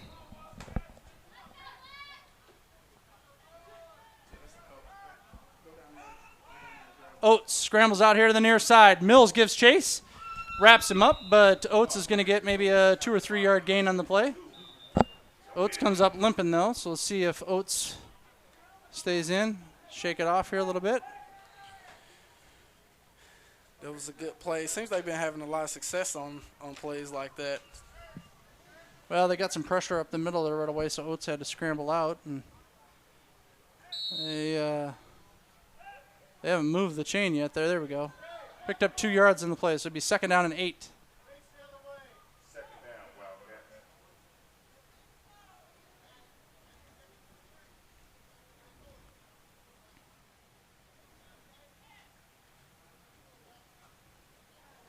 Snap low. Oates chucks this one up deep. And it's going to be intercepted in the end zone. Looks like that's number 1. It was intended for Delaney. And Malcolm on the interception. So it'll be 1st and 10 for the takeover here from their own 20 with 6:28 to go. That was an unfortunate pass there. Oates was getting some pressure and kind of chucked it up there. Delaney couldn't quite catch up with it in time. Yeah, it looked like we might try to bite off a little bit too much of that sandwich at once. Well, Delaney was trying to, you could see there on the replay, he was trying to turn around to locate the ball, but he just couldn't find it quick enough and made the right move and hit the defender at least. Play a little play defense. Offense playing a little defense there. Yeah.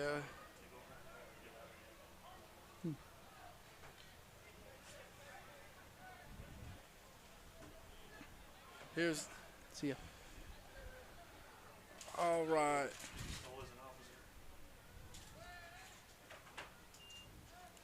All right, quick pass here to the near side to number 15. Delaney is looking to make the tackle. Wildcats trying to strip that ball. That ball out. It's going to be enough for a 1st down here. Nope, it's short of the 1st down. What am I thinking? That's a short pass. Yeah, it looks like they got about 4 yards or 3 yards. So it'll be 2nd down and 7 here.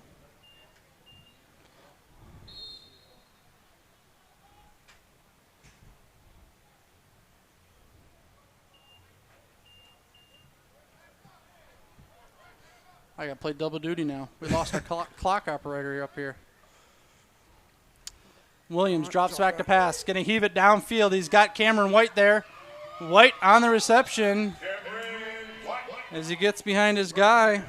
He gets behind. Looks like that's Dustin Touring. Ball's going to get marked at the 36-yard line.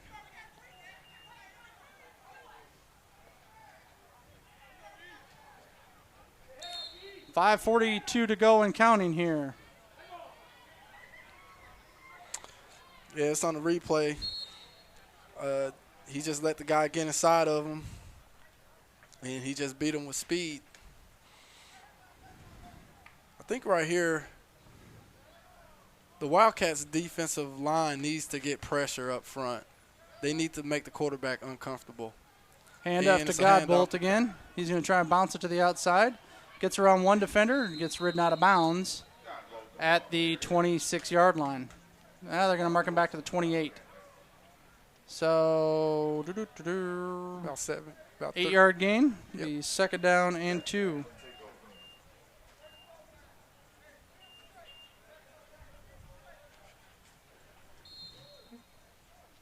.5:11 to go here in the game. Wildcats need a defensive turnover here. Yeah, in situations like this, you look for your playmakers. So I'm definitely looking for Delaney. I'm definitely looking for Oates also. So Pass intercepted. TJ Oates on the interception. He's got a blocker. Let's see if he can get to the outside. Oh, pitches it off to Brett Delaney. Delaney's got a picket fence. He's going down the near side. Godbolt. He gets blocked, and that's a Delaney touchdown, Wildcats! So, Jay, I was just saying we needed a play by our playmakers, and both of the guys that I mentioned were involved in that play. So we had Oates. Oates on the interception. He returned it about, maybe 10, 15 yards. Let's see on the replay here. If we could see where that started from.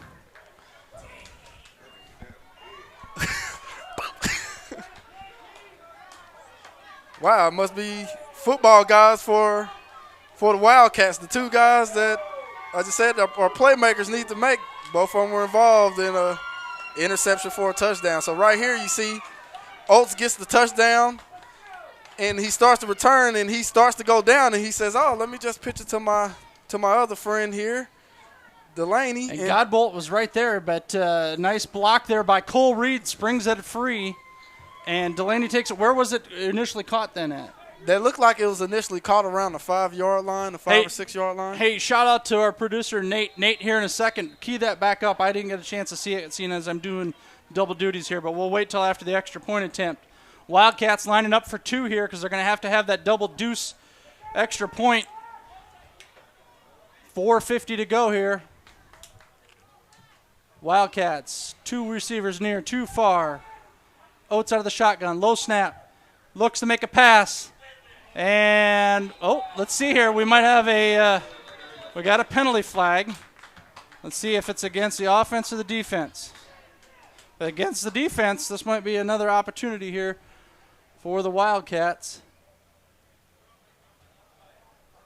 Pass interference against the defense. So that means the Wildcats are going to get half the distance to the goal, and they're going to get a second shot at it. Hey. You wanted a football game. You got one, the missile. I want a football game. I love football. I mean, leave it to me. I want to see triple overtime.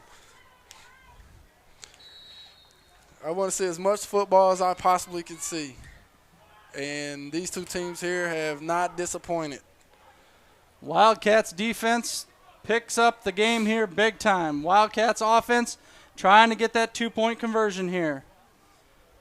Half the distance to the goal. Oates takes a snap, looks back, quick pass. 2-point conversion is good for the Wildcats. That looked like it was. And then we got another flag on the play. That pass was into Riley Hansen, I believe, 3. is who got that. Yep, Riley Hansen, number 3. So let's see what the 2-point what the flag is. I think the flag Could be unsportsmanlike I'm conduct gonna take a again. stab at is unsportsmanlike conduct on the way the Texas players are reacting. It looks like it's gonna be unsportsmanlike conduct.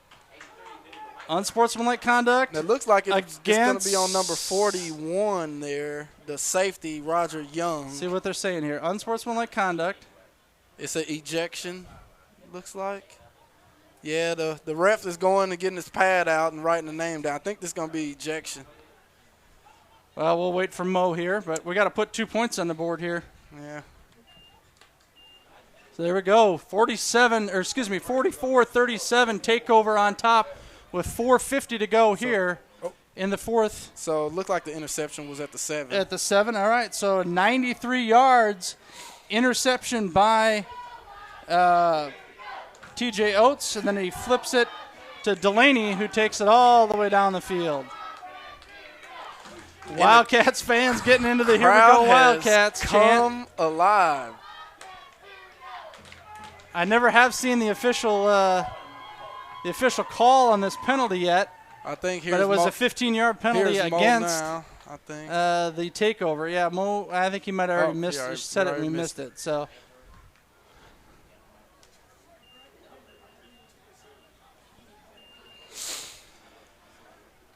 So 37 for the Wildcats, 44 for the takeover. Dana Moore is going to get the advantage of kicking from the 45 of the takeover here. The takeover better put some more boys on the field because right now they got 2, 4, 6, they got 8. Oh, they got one more. There comes the 9th one. So what do you think they're going to do here, Jay? You think they're going to kick it away or they're going to try to get the ball back here? I would pooch kick this right down the middle. Yeah, that's exactly what they did. And the ball's still loose. Finally picked up there. And by number 1, and he's got some speed and he's got a blocker. And they're gonna try and spin this back inside, still alive. Finally brought down on the play by number 19, Dustin Truan. That was a great play by Dustin Truan. He stopped the play from going outside, and then he kept rallying to the ball and fighting for it and made the tackle. All right. Plays like that is going to win you the game. I forgot my other job over here, Tyrone. You're gonna might have to do the play-by-play here now that I'm. Oh, Clock could be crucial here. I definitely can't do play-by-play. Well, you've been doing good already today. 4:45 to go here. I'm not going to lie. I screwed up and forgot to start the clock on that darn kickoff. So we got 5 seconds ran off of it. There might have been a little bit more, but take over here. 3 wide receivers to the far side, 1 to the near. Williams in the backfield, out of the shotgun.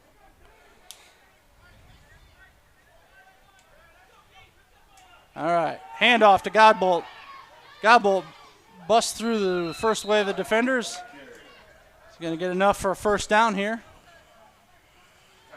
So what the Texas Takeover is trying to do here, they're going to try to run this clock out.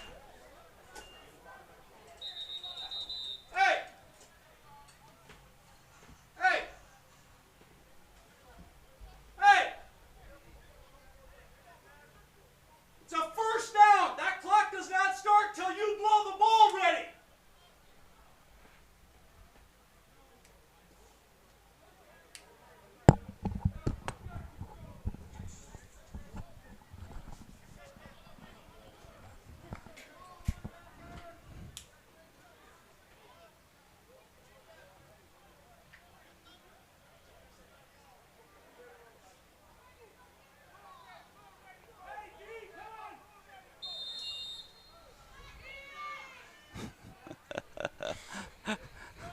We're a little used to too many different rules, I think, and they got to remember that it's high school rules. That clock doesn't start till the ball's set and the chain is set. Yep. 4:20 on the clock. Williams looks to the near side. He's got Morrow. Morrow's got a bunch of Wildcats in front of him, though. And wrapped up. He's going to get forward progress to the 50-yard line. So they're going to bring up second down and 4. Look like, yep, about second down and 4. So I think here the Wildcats, they obviously worried about them going vertical deep. But I think they just have to come up and rally, which they just did that play. All we got to do is get a stop here. Get the ball back. Hand off to Godbolt. He tries to bounce to the outside. There's a big holding, and that's going to get called. Godbolt with the hands to the face. Tackled on the play there by Delaney and Ramos. It's going to be a holding penalty here against the Takeover. Clock stopped with 3:26 to go here in the game. 44-37 is our score. 10-yard penalty here against the Takeover should back them up to their own 37-yard line. So he's going to bring up a 3rd and 16, or No, it should still be 14? second down. Or 2nd and 14. But now they're going to have to go, 5, 6 yards to go, 17 yards, we're going to say? Second and 17? Yep.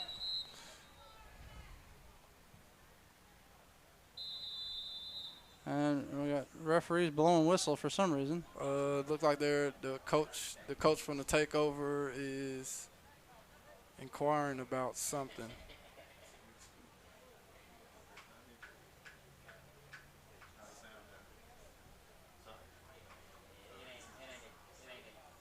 I think they're inquiring about the timing.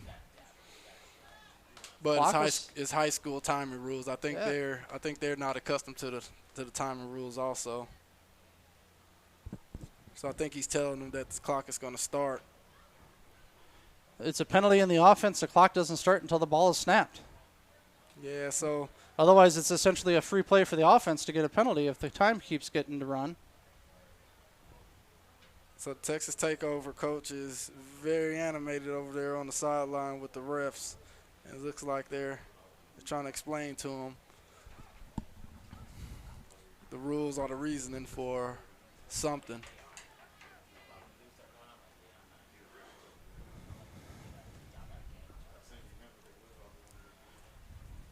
If I had more sponsors to announce, I'd announce them, but I'm out of sponsors here. No more sponsors.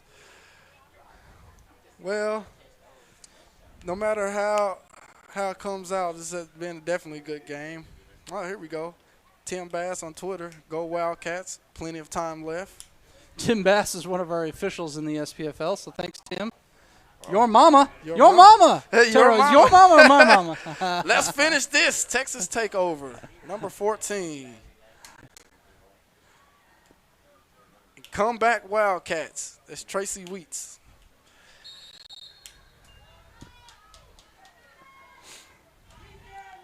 In these situations like this, I always tell my guys, I tell them, hey, when we're down or whatever, it's good. This is just going to make for a better story. Hand off to Godbolt. He's going to try to get to the outside. Ridden out of bounds by the Wildcats players at the 37-yard line.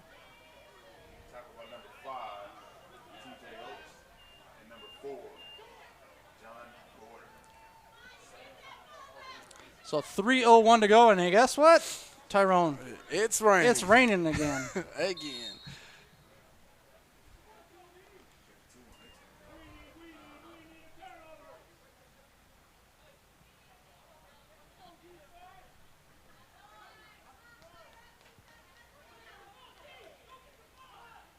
It's a pass. And Williams takes off. That's the first time we've seen Williams scramble all day. Very first time. Looked like he was pushed out. I mean, he's been flushed out of the pocket today, but that's the first time we've actually seen him have to scramble downfield to get some yards. Looked like number 4, John Garter, ushered him out of bounds. John Gorder. I'm pretty sure the whole Gorder family is back in Minnesota watching the game. Oh, hey, Gorder family.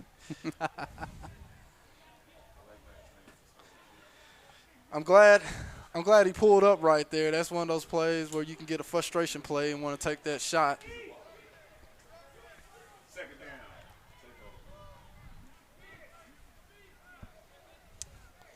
2:44 to go here in the game. Wildcats need a defensive stop here. Get the ball back for their offense. Takeover, quick pass near side. Number 15, nice form tackle there by Delaney. 15 on the reception is Roderick Brown.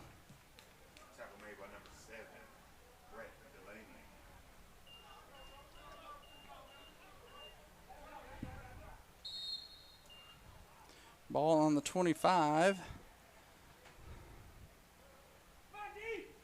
Time is not the friend of the Wildcats here. Need a big defensive stop here. Right here, down at the end of the field, it gets a little harder for the offense, and the Wildcats need to tighten up. They did a great job last Hand series. off to Godbolt again. He bounces to Need the to wrap him outside, up. and they brought him down. Way to get him on the ground. Looked like that was Oltz. Way to get him on the ground. He's a real sturdy, stocky guy. TJ Oates on the tackle for the Wildcats. Under 2 minutes here. So if the Wildcats can get a stop here, they'll have a shot they'll give their offense a shot to come down, score a touchdown, and stay in this game. 3-yard loss on that carry by Godbolt makes it 2nd and 13 here for the takeover.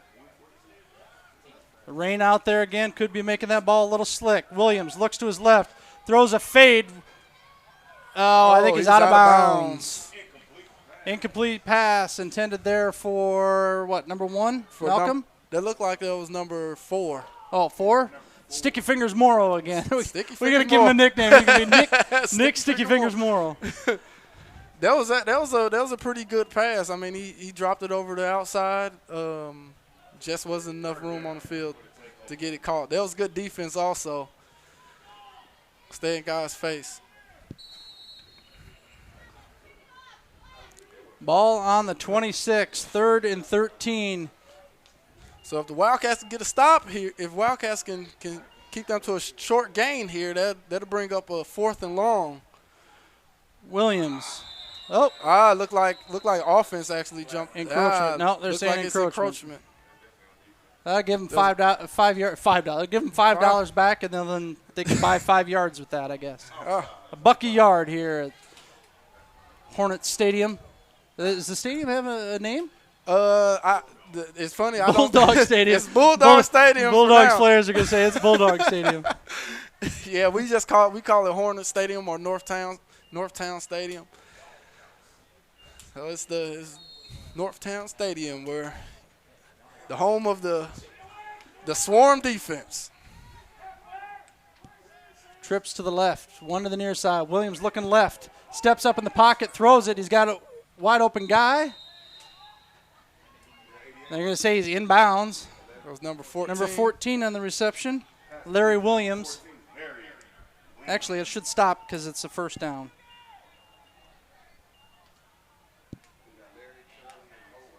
They said he was inbounds. They give him forward progress, but it stops because he was out because it was a first down.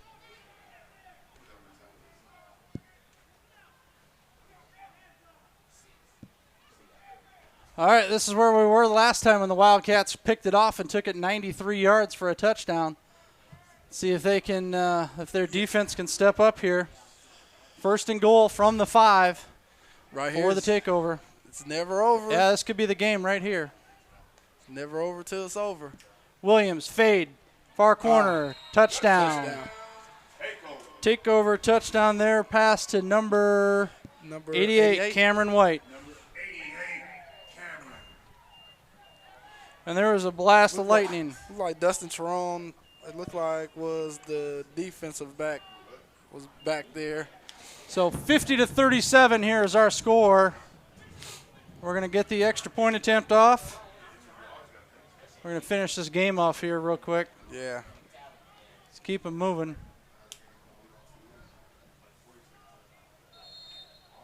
Well, we want to make sure that before we get a chance here to once again, thank you, Tyrone Gross, for all of your assistance in helping us get this field set up, and your workers that you've had today, and everything. It's been a great venue.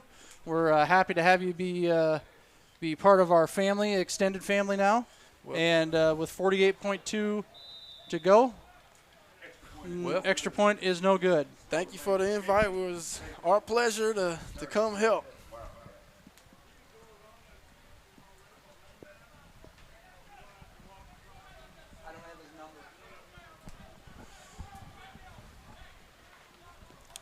All right, so no good on the extra point attempt. 50-37, 13-point lead here for the takeover.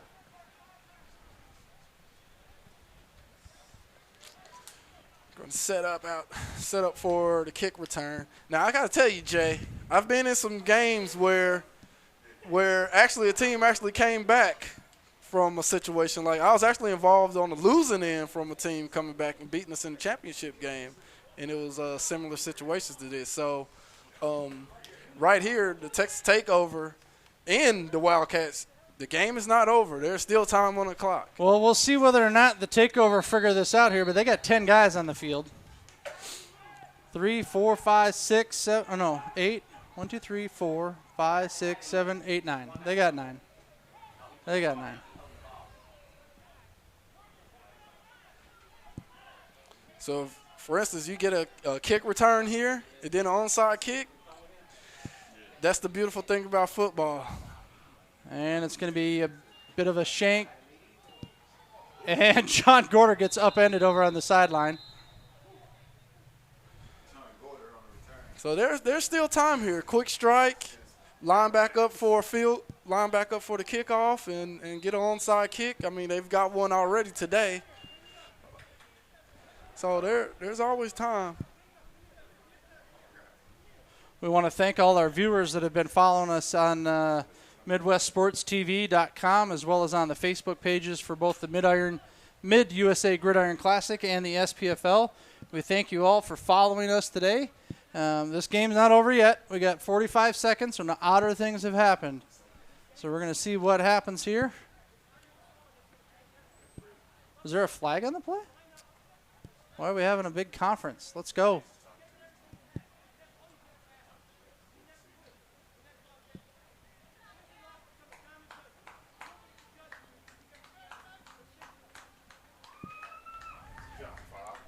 Well, there is a penalty on the flag on the play. I don't know what it is. See what it is here.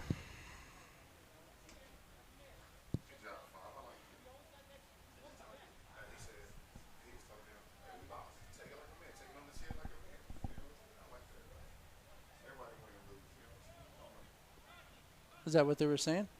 Yeah. Yeah. I bet you don't hear that on the other side of the field. Nah. You definitely wouldn't. All right, here we go. Wildcats take the snap. They're going to take a knee. So they're going to run the clock out here. So that looks like it's going to be the end of our game here, Tyrone. As, it was they a may good. take one more snap here, but the Texas takeover from the Elite 8-Man Football League traveled all the way up here from Kansas City, or excuse me, all the way up here from Dallas-Fort Worth. Buffalo Ridge Wildcats traveled all the way down from Lake Benton, Minnesota, and represented their leagues well here today. And we'd like to congratulate both teams on a hard-fought game. And the victor is going to be the Texas Takeover with a score of 50. The Buffalo Ridge Wildcats 37. We thank you again for tuning in here to MidwestSportsTV.com. The season has concluded now officially for both teams. So, again, thanks for tuning in. Tyrone, thanks again for all your help.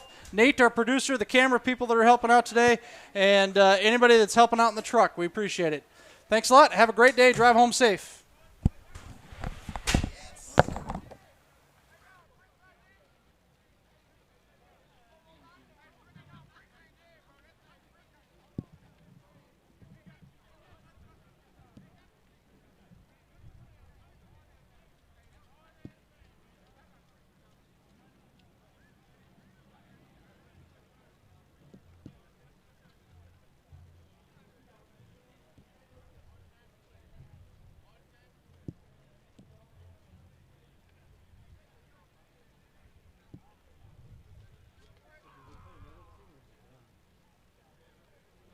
Basically, the takeover